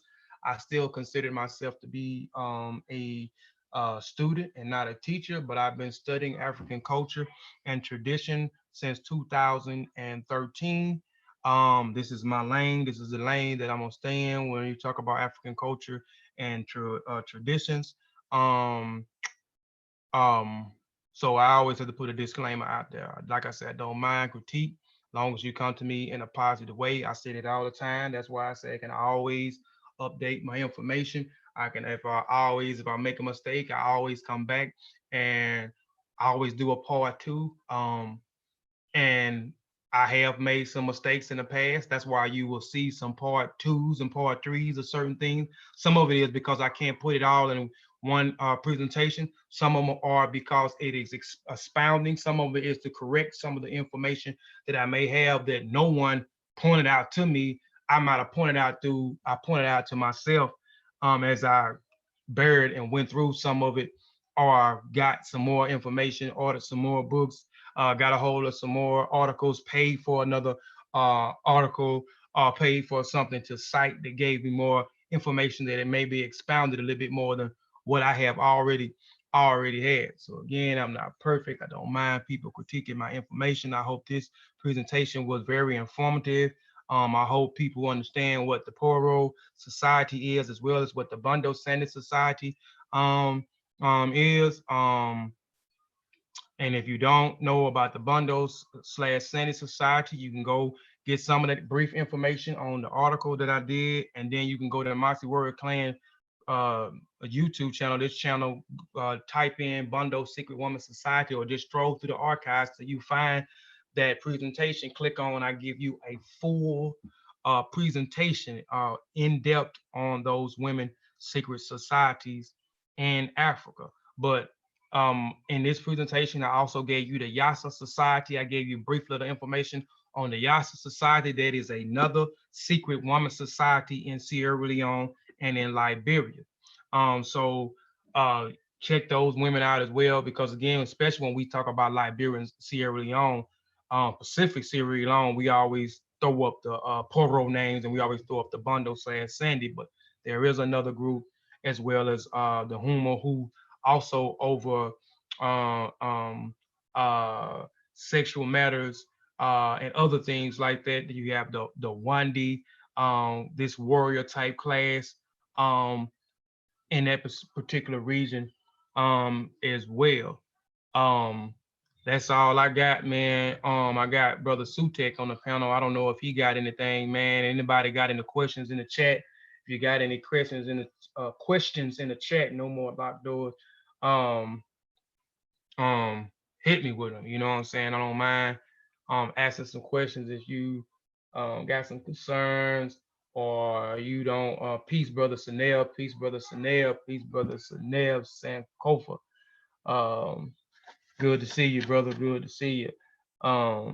Did you do something yesterday? I think I seen MBK go live, and I know you normally go live on Saturdays when you're doing your Black History thing, man. Shout out to MBK. Did you do anything yesterday, man? If you did, I'm definitely gonna have to go back. I swore something popped up. I was out of it, but my notification went off, and I think I looked and seen it. I might have been just dreaming. I don't know, but um, yeah. Sutek, you got anything, man? Nah, man, that was a good presentation. So the the secret aspect of secret societies, you would say that would be based on initiation. Yeah.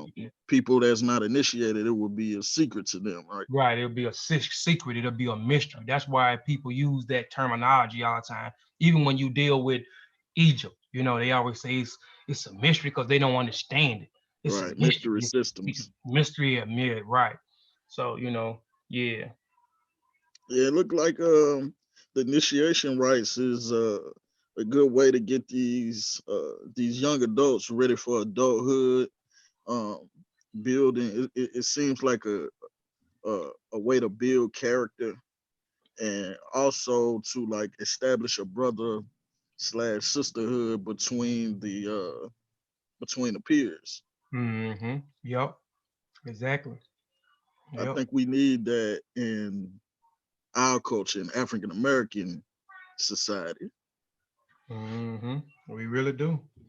We really do it, man. We lacking it. I think it would change some of the dynamics and change like some of the confusion um in our community. I think we're, I think it would unify us more.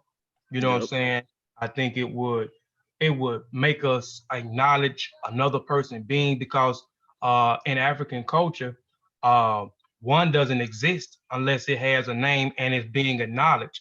And we walk past people every day and won't even nod our head, won't throw our hand up, won't say hello, won't do nothing. We walk past them like they don't even exist. We see them, but we walk past them like they don't exist. So I think, with these, it would, you know, make us treat each other, more like family, and even someone that you may not know, you still may treat them with respect. You may ask them, you know, how they doing, but definitely it would, um, make us think that we all family. Well, we will get out of this, man. That ain't none of my business. You know what I'm saying? And we know that most, if you in a community or in a village, if someone has a problem, everybody has a problem. It ain't it ain't none of my business.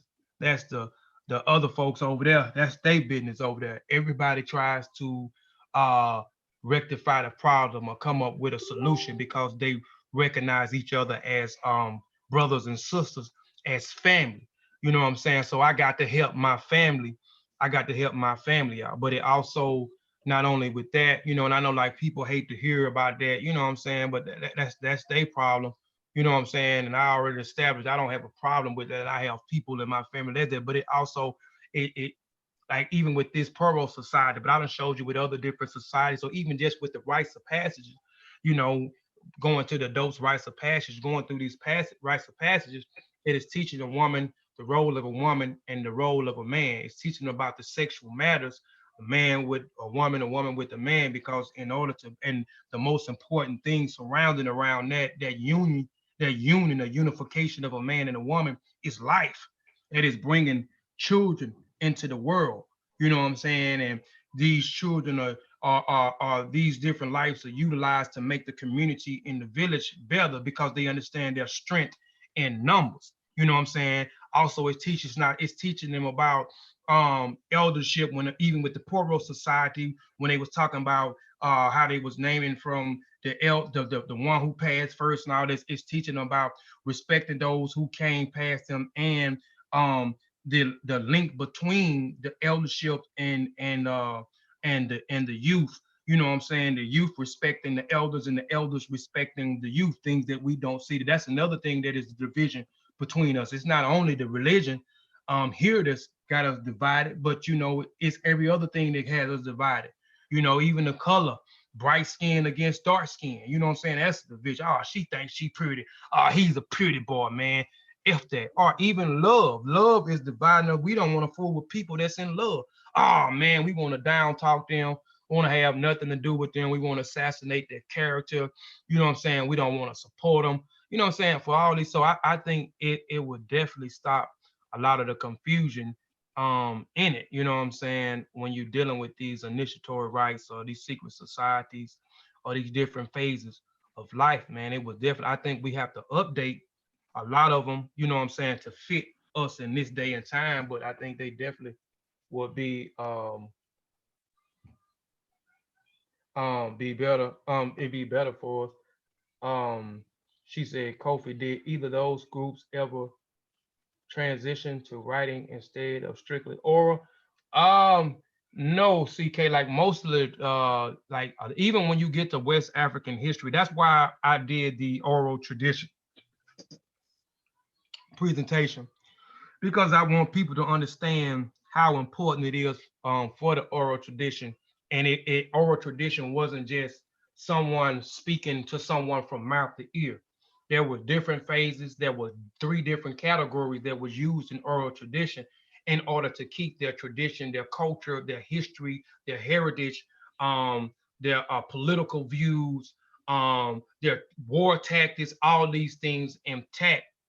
And it was utilized in different ways through oral tradition. So oral tradition is not just mouth to ear, somebody telling somebody something from their mouth to their ear. So but when you look at West African culture, you don't start seeing a lot of writing about African culture till you get to the Arabs and you get to the Europeans. This is when the invaders started to come in and they began to observe and they began to write about the things that they see. So that's why when you look at a lot or you read a lot, especially a lot of the old stuff that's dealing with Africa, um, you start to see you see a lot of these misleading terms and these Europeans and Arabs worldview.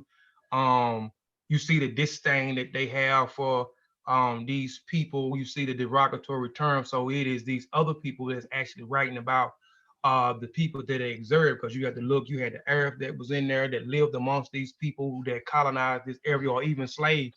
You know, we forget about the Barbary Coast and the Sahara Coast slave trade. You know, 1400 some years or 1200 some years up under the Arab slave trade. You know what I'm saying? So we lived amongst these people. Then you have the missionaries that came in. You had the foreign investigators. You have these uh, uh, uh, prejudice anthropologists, paleontologists. You have these different prejudice writers that was writing that most of them hadn't even been to Africa, were just writing about these things because they couldn't believe a lot of the things that these people were actually doing, because it has already been put out that African societies was primitive. These people was primitive, you know, and even today they even try to push the narrative that if it wasn't for slavery, you know what I'm saying, we'll still be running, we'd have been running around in Africa with bones in our nose, eating each other, you know, all this um, prejudice BS that they talk, and you know they have been writing, you know they have been writing for years, but a lot of the writings come from other individuals. But oral tradition is very important. I advise everybody to go check out that presentation. I know I'm not a popular brother in the conscious community where I have 50 to 100 to 200 people watching my presentations, or my presentations hitting 2 to 3K views. You know what I'm saying? People going back and looking at it.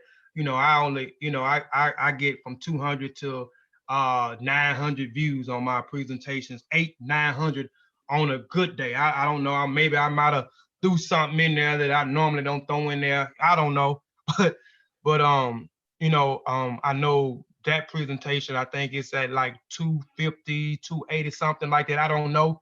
And it's an important presentation.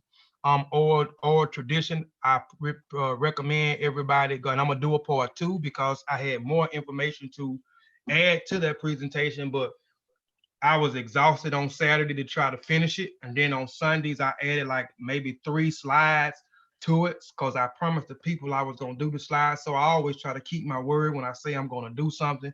I always try to keep my word and do it. So I put it out, and it was plenty of it, tons of information in there. I broke down those 3 different categories. Again, literature is one category. History is another part. Erotic is a third part. So I break all 3 of those parts down. I go into full details on all 3 of those categories and what they uh, entail in each one of those different categories, how they was able. But once I break those 3 categories down, you understand how important it was and how they was able to survive centuries over centuries with their history, with their culture, with their traditions, with their political views, with their military tactics, with their rites of passages, you know what I'm saying, and et cetera, through oral tradition. So again, it's not mouth to ear. It was so many different elements when it comes to oral tradition. And oral tradition is very important. Oral tradition just is very important than writing it down on a piece of paper. But a lot of West African traditions was written by people from them. Nowadays, you have more African scholars that are writing about it. I can go pull tons. I got tons of books on the shelf now I don't only use African scholars, I use European scholars too. I'm a researcher, so I research everything. I'm not biased when it comes to research. So I research in it everything. So I read Arab sources, I read European sources, Muslim sources, Christian sources, African sources, African scholars, teachers, and so forth. You know, because I like to do comparative analysis. I like to compare all of the information together as well. But now I like to go farther than just comparing information and coming up with what the consensus say. When I read all this information on a particular subject matter, I want to now take it a little bit further on my own. Okay, the consensus say that because I read numerous of information on this subject matter. So now most of what I read, the consensus is coming out and saying X, Y, and Z because there's more information that's leaning toward this and not over here. So this is what the consensus is saying. But now I'm trying to take it a little bit further on my own with the research a little bit better. But yes, most of it was written by outsiders, but we do have writings that has been taking place lately. African Illuminati. Okay. um, exactly. D Block or Dipset. I like both. I know he probably talking to somebody in the track, but I like both of them. But I go with D Block or they lyricists. I like lyricists. I like something with some substance, something with somebody talking about something, especially Styles. Styles P is my favorite out of the D Block out of the Locks. That's my favorite rapper. Jada Kiss is very lyrical too, but I mean he talked more about the streets and dope and cocaine and all of that. But I mean he got some substance too. But Styles P the favorite out of all of them. Kofi, the Poro and Sande. That is. What you mean, Sister CK?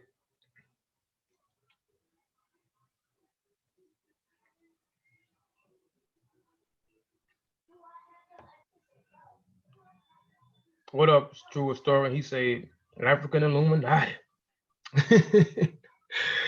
See, I told y'all when we talk about them secret societies, especially if you read my article, I mentioned some secret societies in that article too in the United States, how secret societies have bad names.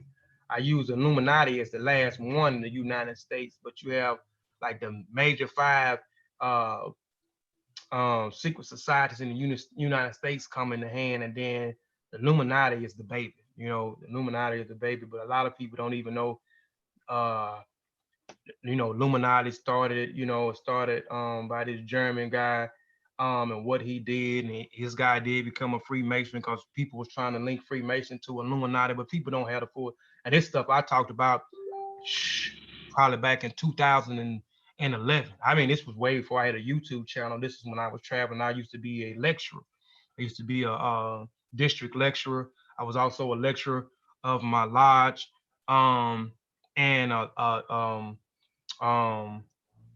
another, I forgot the term that they use for another lecture, where I went to other different districts outside of my district, and I traveled and did lectures. So I talked about, because it was a topic that everybody was talking about, that Freemasonry is Illuminati, and no one knew the history. So I dug deep and went into the person who started Illuminati, even his attachment to Freemasonry, what happened in Freemasonry, how he designed and did certain things in Freemasonry, how it got in the United States, and how all these conspiracy theories and stuff came along. Not only just with that one, because Illuminati, the conspiracy theories that surrounded around that, is surrounded around the Skull and Bones, surrounded around Freemasonry, and a few other secrets, the Knights Templars, a few other secret societies.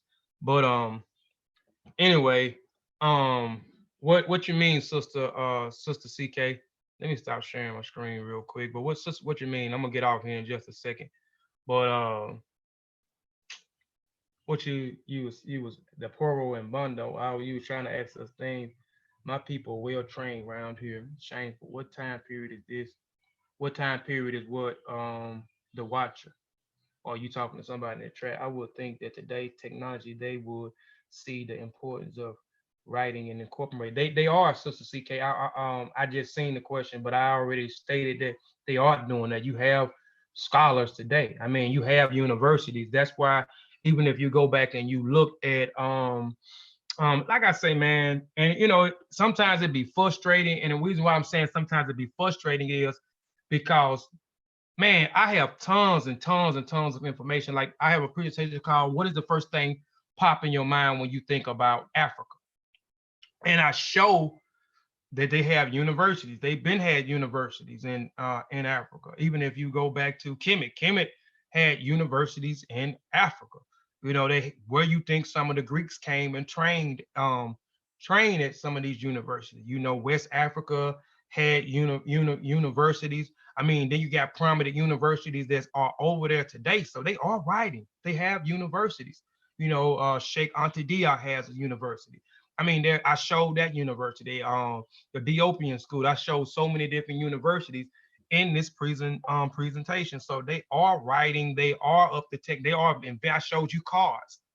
They are inventing cars. People, I mean, and like I said, it get frustrating sometimes because we have plethoras of information, but we just not as popular as those other channels are because we have integrity. We want to continue to push uh good character. We want to show that it's okay to have morals, to have standards, to have principles. It's okay to love your brother and to love your sister. So when it comes to that, we're not popular because we're not cussing each other out. We're not attacking other people, even though some people can say what the show Shawn did last night, which was not an attack. Um, um, the name of the show might have been a little bit tricky, or somebody might have taken it that way, but it was no disrespect on his parts, and those people are his counterparts, and counterparts have disagreements all the time. You can be in a group, you know what I'm saying, or you can be in this scholastic circle or educational circle or whatever circle you want to call it, and people can still, everybody's not going to agree on everything. You'll be a fool to think that just because you agree on something that everybody else is going to agree on you. That's just not how it works. Everybody's not going to agree. You know what I'm saying? And I understand that too. Again, that comes with conditioning from the institutions that we come out of. You know what I'm saying? We come out of those Western institutions that we become nonchalant, or we be not nonchalant, or we become um I can't even think of the word of it, but my God is better than your God. My religion is better than your religion. My way of thought and philosophy is better than yours. So we come from, I understand we come from that ideology. We come from that background, and so forth. European. Yeah, and we just brought it over into the conscious community. Like I said last night, the conscious community is the new church. It's the new church. The new church. Ain't nothing but European, because in Africa we always tolerated other people's religions and customs and beliefs. That's why you can have Christianity or Islam come into Africa, and you can see them adopting certain customs and rituals into their traditional cultures and religions. Mm-hmm. You know what I mean? So we ain't never had no problem with um you and what you praise, what you worship, what your religion is. African people ain't never had a problem with that. Mm-hmm. Yep. And I wrote, but like I say, I'm nobody. I'm nobody. But I'm not gonna let it discourage me from doing what I like to do. When I'm tired though, I'm gonna let it go. But I talk about what you talking about in the article. Confusion, misunderstanding, confusion about African tradition there, and how people compare African traditions with the three Western religions, and how you can't do that. So I tried to show you that, and then even like with that, they didn't never try to force their traditions on nobody else. Meaning they never try to convert anybody into their traditions. They never tried to say that push it and say that theirs is better than the next tradition or custom. You know what I'm saying? They never did that. You know what I'm saying? But I go down through I kind of break a lot of that down in the article as well. it could have got more traction, but it did okay. It did okay for me. Like I said, it did okay for me. My thing, as long as some people, a few people read it, and not only, a few people read it, somebody got something out of it, or they learned something that they didn't know.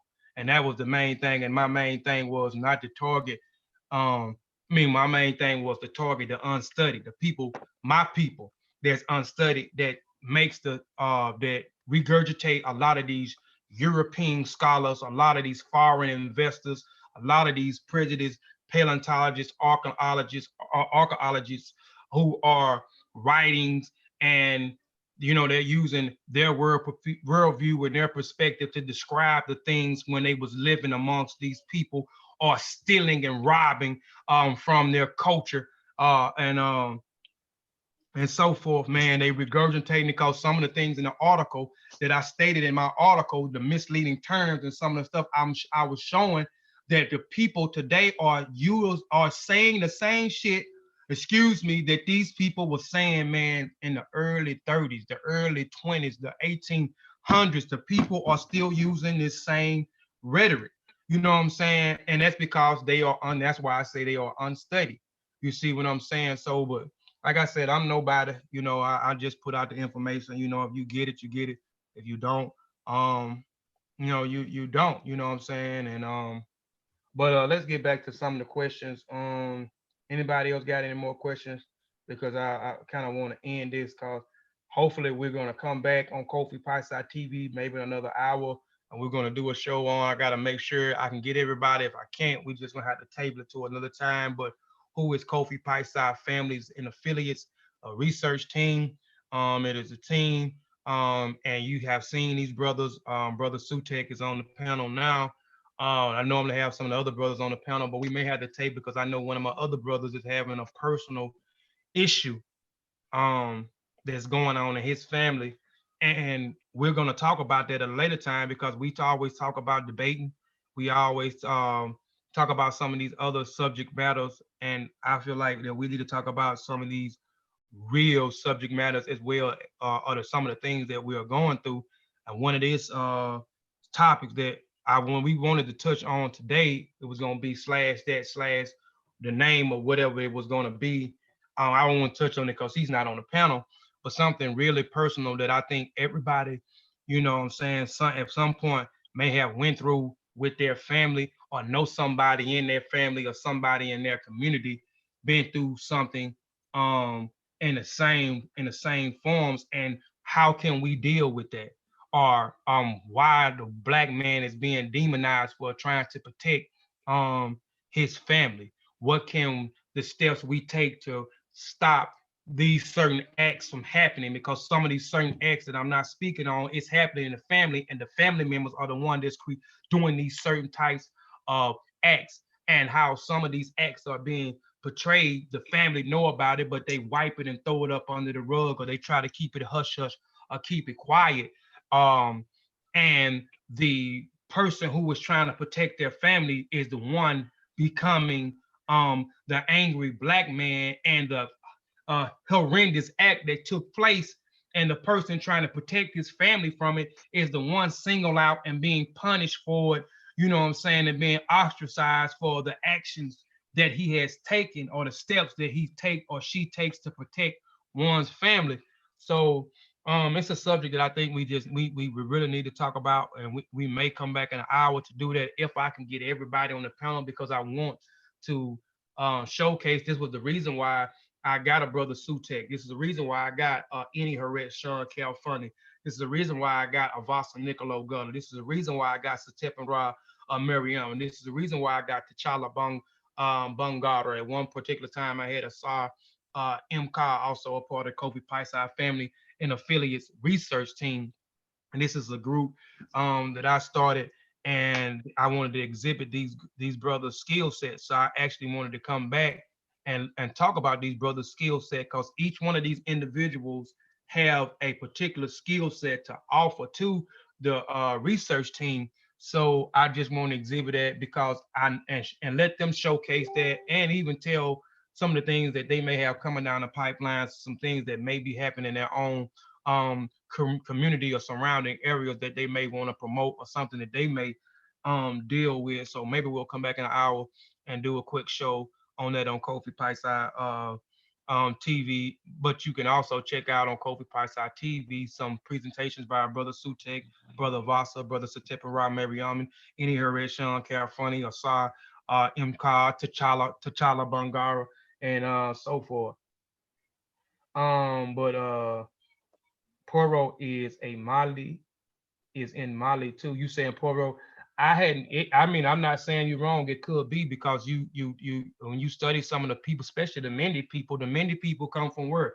They say that the Mende people migrated from the Mande people, right? Or the Mandinka people in Mali. So I can't disagree with you on that because when you talk about the Poro society again, ACL, and I know you probably know this, brother, or sister, I don't know, but there was multiple ethnic groups. Again, you not only had the Mende, you had the Kono, you had the Vasa, you had the Va, you had the Basa, you had the Gala. So you had you had the Timni people, the Kitsi people. So you had different ethnic groups, that especially in Liberia and Sierra Leone, these groups migrated into these regions over time. So it wasn't just one ethnic group that was a part of the Poro society. So I mean, I can agree with you on there. I propose or cannabis. Oh, Imhotep having a conversation with somebody. Cannabis death that never really listened to Pap. I don't know what that is. Oh, he talking about pilot papoose. Um. Oh, okay. He's saying cannabis. Okay. Cannabis. I like cannabis. I know he's talking to somebody else. I'm saying I'm liking them too. I like AZ. AZ good. I'm talking about the people actually initiated the youth and these societies, Poros and Sande. I'm talking about, okay, you talking about the people actually initiating the youth. Oh, did they write? No, they didn't, they didn't write it down. They tried everything again was oral. And then it was a no-no in secret societies to be writing anything down, even a part of the secret society that I belong to, I'm a Freemason. Again, I'm a Freemason. One of the tests for us was it said I will not write, print, paint, stamp, stain, cut, carve, show, mark, or engrave anything immovable and immovable. I know these things because the book that we use, that they wrote everything down, I memorized it. I am the book. I am the look to the east. Even though now I disagree with Lester look to the east, I even use Lester look to the east as a reference in the new article that I got when I talk about the operative and speculative mason. There are two kinds of masons, operative and speculative. But anyway, I am the Lester look to the east. Anything in the book on the page, I can regurgitate it. So anyway, it's a no-no to write these things down. You want to try to keep everything as a secret. So you couldn't write these things down. So it was, it was through oral tradition. It was through those different categories and how they was able to keep these things intact and in mind. And then later on through time, you start to see, rituals. You start to see rituals, and I can't say and can't speak that they didn't or they did have them in Africa, but I know later on in time when we started to get it over here in the Americas and America, South America, and the Caribbean and so forth, you start to see rituals start to pop up. They started to write these rituals out and write these allegory stories with the signs and symbols attached to them and a reality behind the allegories and the signs and the symbols. They call rituals that you have to reenact when you have these certain meetings, certain things. The same thing in the African cultures. When the Poros meet at a certain particular time of the year in October and so forth. And I'm quite sure they have certain types of rituals. They don't just sit down at a table with certain things, the rituals that they have to go through. Rituals that they are reacting to open their lodge or establish their lodge open or close, ritualistic things that they have to do, when bringing in new initiates and so forth. Imhotep, please go back to listen to Poro is a university. You said Poro is a university, is a college, is a university college. Yeah, you can say that. I can agree. It is. It is. Truth, heartbreak. Um, you got anything, Satep? I see you got your mic open. Nah, I'm just reading the comments, seeing if anybody got any Yeah, questions. yeah, ain't nobody in here talking about rap stuff. WD Du Bois is a GOAT. For those sleeping on Africa, go read The Next Africa by Jake Bryant and Henri Hember. Let me screenshot that. I'm gonna have to go either see if I can find it on PDF or buy the book. It's about time for me to get another new book too. So um I don't see any more questions in here. Anybody got any more? Noble married a young girl to Chester. Snot box. I don't see in here. Little Du Bois has a library. Okay, he has a library. Okay, that's what's up. Yeah, he said Du Bois have a library in Africa full of stuff he wrote. Yeah, I'm gonna have to check that out, man. I mean, you just taught me something I ain't know. Du Bois is also buried in Africa. Yeah, I knew that he was buried in Africa. I didn't know he had a library over there. Yep, he also, yep. Du Bois was an NAACP, quiet, went back and left again, and he was walking up on the grounds to the past. I don't like the NAACP. I did a whole thing on NAACP. I might redo it. It was like my first like introductory uh outside of SESU because I first come into the conscious community with the SESU Ma'ani Metanetra in 2015. I've been a member of SESU Army Metanetra. That's the YouTube channel and the group that study the Sesh Metanetra um, and the running Kemet. The language is the running Kemet. Sesh Metanetra is is the writing script that y'all call the hieroglyphics. So that was my first introduction through them. But outside of them, I started trying to do stuff on Facebook before I even started a YouTube channel.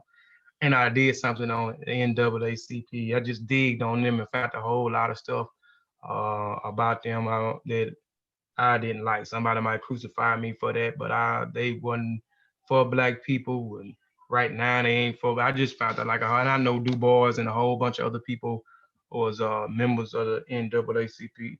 But somebody gonna crucify me for that. But anyway, but I may do something on that because my perspective, I think it was an interest perspective and the information that I found and dug up. And I just actually was talking. I wasn't presenting it because I didn't really know nothing about too much about sharing. I did it maybe twice on the Seshu Ma'ani Metanetra, but most of the time, Saber Wuja was the one screen sharing and doing the thing. So I didn't know how to, especially I don't even think YouTube had the screen. YouTube didn't have the screen sharing. Once YouTube had the screen share, and I started doing presentations on Facebook and then transition from Facebook into YouTube with my own channel. But yeah, but you are where will Garvey have finished if not do they talking about the NWA tried to set me up in St. Louis. Wow. Did they work with the mob? Wow. All right. Well, man, I don't see anybody got any more questions, man.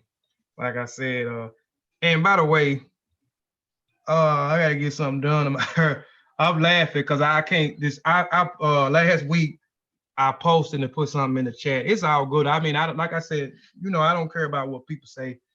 Brother said he couldn't even. I posted something on my Rock Squad thing, and the brother said he can't even listen to nobody with pink hair. My hair is kind of turning pink, but it was like a reddish color. But over time when you begin to wash your hair, it begins to change color. So it's a reddish, orangish, pinkish looking color I ain't did. I'm trying to actually let it grow back out, not dye it. I'm actually trying to change my look up. But that brother, it's all good. My hair ain't pink, but I understand, man, you can't listen to a brother with pink hair or orange hair or whatever. Whatever you say, man, it's all good, man. But man, we out, man. We finna get out of here, man. Appreciate everybody for tuning in, man. I don't see any more questions on here. Again, I hope it was informative for some of you people. That's my main objective, that it was informative and somebody got something out of it. You know, I know everybody ain't gonna get, you know, gonna take away something from it or get something from it or learn something from it. But long as one or two people did, you know, I'm cool with it. I'm fine with it. Um, Please like and share the show to those. And I always say, I don't, you know, people say like and share the show. I always like to say share the show to those that you think they may be interested. Don't share the show to people just sharing it. And you know these people not even gonna even look at it, you know what I'm saying, or give it a time of day. Share it with people you think that may be interested in this information. You see what I'm saying? Share it to those people. Those are the people that I would like to, you know, to view it, you know. So um you know that, and like I said, we're gonna try to come back in another 40 minutes or hour on Kofi Paisa TV. Hopefully, you know, if not, we may have to table it that presentation for another time because my brother is going through something else. And then I know one of my other brothers, he has his children. He's trying to wait till they get home, and I'm not trying to run it synced into what's name. Even if we can't do it, I may come back and do my thing, or wait till later on tonight and come back and review my presentation, not my presentation, but my article. You know, if y'all want to see it, if y'all want me to come back later on in about 40 minutes, if I can't get that, I'll come back even later on tonight, late tonight sometime, to go over the article, Secret Societies in Africa, and we can touch on a lot of those different secret societies and establish my conclusion, or understand why I came up with my conclusion, even though brother AC, I want to make sure I get his name right, ACL UNIA, he actually, as I was presenting and talking about some of the things just with the Poro Society, but again, that presentation, not article, does not deal with just Poro Society. It deals with numerous of secret societies, and and other things in there. In between those things, I throw out other information and jewels and dispelling a few lit things in the article about secret societies, misleading terms, especially the devil term, the origin, and all this, which I talked about a little bit on here. So I mean, if y'all want me to come back, you know, just let me know, man. I'll come back too, cause I don't want to waste my time neither. I come back and then, you know, ain't nobody in attendance, or don't, you know, don't want to watch, which I really don't care, man. You know, like I said, I really don't too much care about the views, even though I do care a little bit, because I think that, man, we are doing some stuff that some of the other um platforms ain't doing, especially when we exposing information to y'all about uh African traditions and culture. And my objective for 2020 is to get us away from, and that's just me. And I'm speaking for me, not everybody in the Masawarra clan, because some people in the Masawarra clan don't have a problem with African spirituality. I do. I have a problem with African spirituality. So my goal for 2020 is to stop us from using the word African spirituality. And if you want to know why, and I keep plugging all these things because I don't, you know, because people, you know, don't support me like I wish they should. But again, it's all good. I explain why or where African spirituality come from, the word, this terminology, and why I don't like it, or why we should move away from it. And I'll just say it's a um it is a African American construct. You know what I'm saying? It's something that the diaspora African, us here in America, created. And I explain that in the article. Just go to Amazon.com or contact Brother Ben, aka Black Panther, and get the Pan African his Pan African journal that he put out, Killmonger's Corner. I have an article in there, the concepts, African religion, the concepts, the how and the why. I also have two presentations on here as well for those that don't like to read, but I go more in depth on the article. But if you don't like to read, you can go to Masawarra Clan and look at part 1 and part 2. And I have 2 full presentations up on the thing, because I know people don't like to read, even though it's dangerous. Don't do that, y'all. Don't be just getting your information from YouTube. Go and verify what I'm saying, Shawn saying, Ben saying, saying, Nahisi saying, Michael Hopes saying, I'm in my Rod saying, Hey, baby. Hey. and uh and brother damn, I can't think of his name right now. Fortune, brother Fortune. And I'm just naming all the Mossy Warrior Clan members right there because we are on the Mossy Warrior Clan YouTube channel and we disseminate information off here. So don't just go verify what we send on. Even Kofi Piesie TV family in the family, so Seppin Rob, Miriam, and Sute, Vasa Nicolo Gullah, NRS Shawn Khalfani, or um T'Challa Bongara. Always go and verify what people are saying. Don't bring that same paradigm over here as we did in those Western institutions. Just listen to what somebody say and not going back and verify what people are saying. We always put our sources at the end of each presentation. So you can go and get the information and verify it for yourself or even expound and go farther than what we did. Take the information and expound it, and then it may be some things that we didn't mention or we didn't come across that you come across, and you may can present something and expound more on the subject matter or on the topic at hand. But yeah, man, we Sister Lakeisha asked for the link to the article. um it's uh it's Kofi Piesie. Let me put it in here. I'll put it in here. Which the link to what? The link to the Killmonger's Corner or the link to my blog site where I got all my articles in? Which I'll post to the link to the article. Okay, she wants the new article. All right, hold on. It's Kofi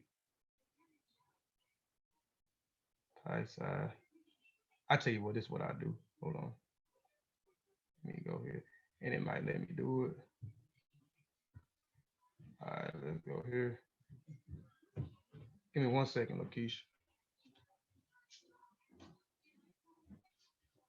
God damn it. All right, copy. Let's see what let me put it in here. It should let me put it in here. I am a moderator in here too. Yeah, there it is. There it is, Lakeisha. It's Kofi Piesie written composition present written composition. Oh, CK say it's in the Discord too. Good looking, good looking, good looking. Appreciate that. So there it is. The new article. That's just to the whole blog site right there, Lakeisha. So once you click on the very first one is the secret societies in Africa and their purpose. That's the one that I published yesterday. And then the one before that is confusion, misunderstanding, ignorance about African traditions and how it's under attack by Western society and our own unstudied. But you will see all the articles on there, Just when you get a chance, just click it and read it. And those who click it and read, just give some feedback, whether you like the article, whether you don't like the article, whether you disagree with the article, just, give me some feedback. Let me know that y'all checked it out, and y'all liked it, y'all loved it, y'all hated it. Either way, like I said, I ain't tripping. You know what I'm saying? I ain't tripping. I take criticism. You know what I'm saying? I take criticism very well. You know what I'm saying? When people give me a compliment, I don't, get the big head. I don't think I'm ready for the great convo tonight. Okay. So we'll probably go. I'm gonna get with Vasa and probably another 30 to 40 minutes. We'll come back and we'll do a brief show on who is Kofi Piesie family independent research team. And then later on, late tonight, I'll come back maybe around 8, 9 o'clock and we'll comb through this article. I think it's a good article. I think people, aside from the article, I'm not the first person to talk about Africa society, secret societies in Africa. I'm not saying that. It's little information I come across, maybe 2 articles, and one article is a page long. Another article is 3 pages long. Another article is a page and a half, and that article I really didn't like because it had like a lot of misleading terms. It had some stuff that I disagree with. It had some stuff that confused me about a particular group and which I'm thankful for that because it had me to dig in it, and it's a reason why I left out a group. And I left out a few other secret societies. One I left out in Malawala or in South Africa, as well of the Chewy People Secret Society. But I give you the link in the article, so you can click the link and check out that secret society. I go in full detail, and that did pretty good. I think I'm at almost like 800 views with that one. And I did it maybe like a year and a half ago. So yeah, check that one out. But the Leopard Society, we got a few little things. Shawn dropped little bits and pieces in here, on here, but it was like the little small little video clips that he do, or even on the like page. But I need to find more information on about them before I do anything. That's why I didn't add the Leopard Society in there, and then it can be confusing when you study the Ekpe Society. And when you look at the Ekpe Society, the Ekpe Society, it means leopard. And or even if you study other cultures in West Africa, the leopard is a is a is a big deal in a lot of West African cultures. A lot of tribes and clans have those, the leopard as their totem. And it's a reason why I think I explained that in the article too, what a leopard represents in African traditions. I think I explained that in there. If not, when I come back later on tonight, I explain what a leopard does and how this leopard society. But it's like I say, it's like I think the information that I read on this particular article is like garbage, and it's no sources on the article for me to go back and review or dig deep on the sources when it's dealing with them. And it's not a lot. And then there was a few other groups that I could have talked about, but I didn't talk about. I may come back and do presentations. Then it was some secret society that did have enough information for me to go in detail, so I didn't. But I give you about 8 or 9 different secret societies on that one, man. But yeah, man, I can't wait to read that, bro, Kofi. Yeah, man, read it out, man. Leave a comment too, man, and let me know what you think, whether if it was good or bad, man. Like I said, I appreciate it either way. And again, like the show. If you like the show, thumbs it up. If you don't like the show, thumbs it down. We always get a thumbs down. We always get one thumb down. That's it was just on Shawn's end when he did his presentation on the Mossy, but now it can went over toward to me now. So I guess I'm associated with Shawn. I guess I'm I guess I get the thumbs down too, but it's all good. That's my brother. I'm gonna ride with him, you know what I'm saying? And that's it, man, and I hope even just last night with the show last night, I hope nobody took offense to most of what he's passionate about scholarship. So the show that he did last night, it was basically on scholarship. You know what I'm saying? So and it wasn't, he didn't attack anybody, and I was on the platform with him. It was my brother, but it was his show, and I was just there to support him. You know what I'm saying? And then make sure that if he did try to get out of line, I could be right there to kind of wheel him back in. But he didn't. You know, he you know, he carried himself, you know what I'm saying, in the right manner. He got what he needed to get off his chest. He did, he did it in a respectful manner. And again, these are guys that he talked to. These are his counterparts as well. He's on the platform with these guys a lot. Shout out to those guys as well. And I hope that they didn't take it any type of way neither. But anyway, man, I want to say peace and Black African power. I want to say Mariri and Modupe, man.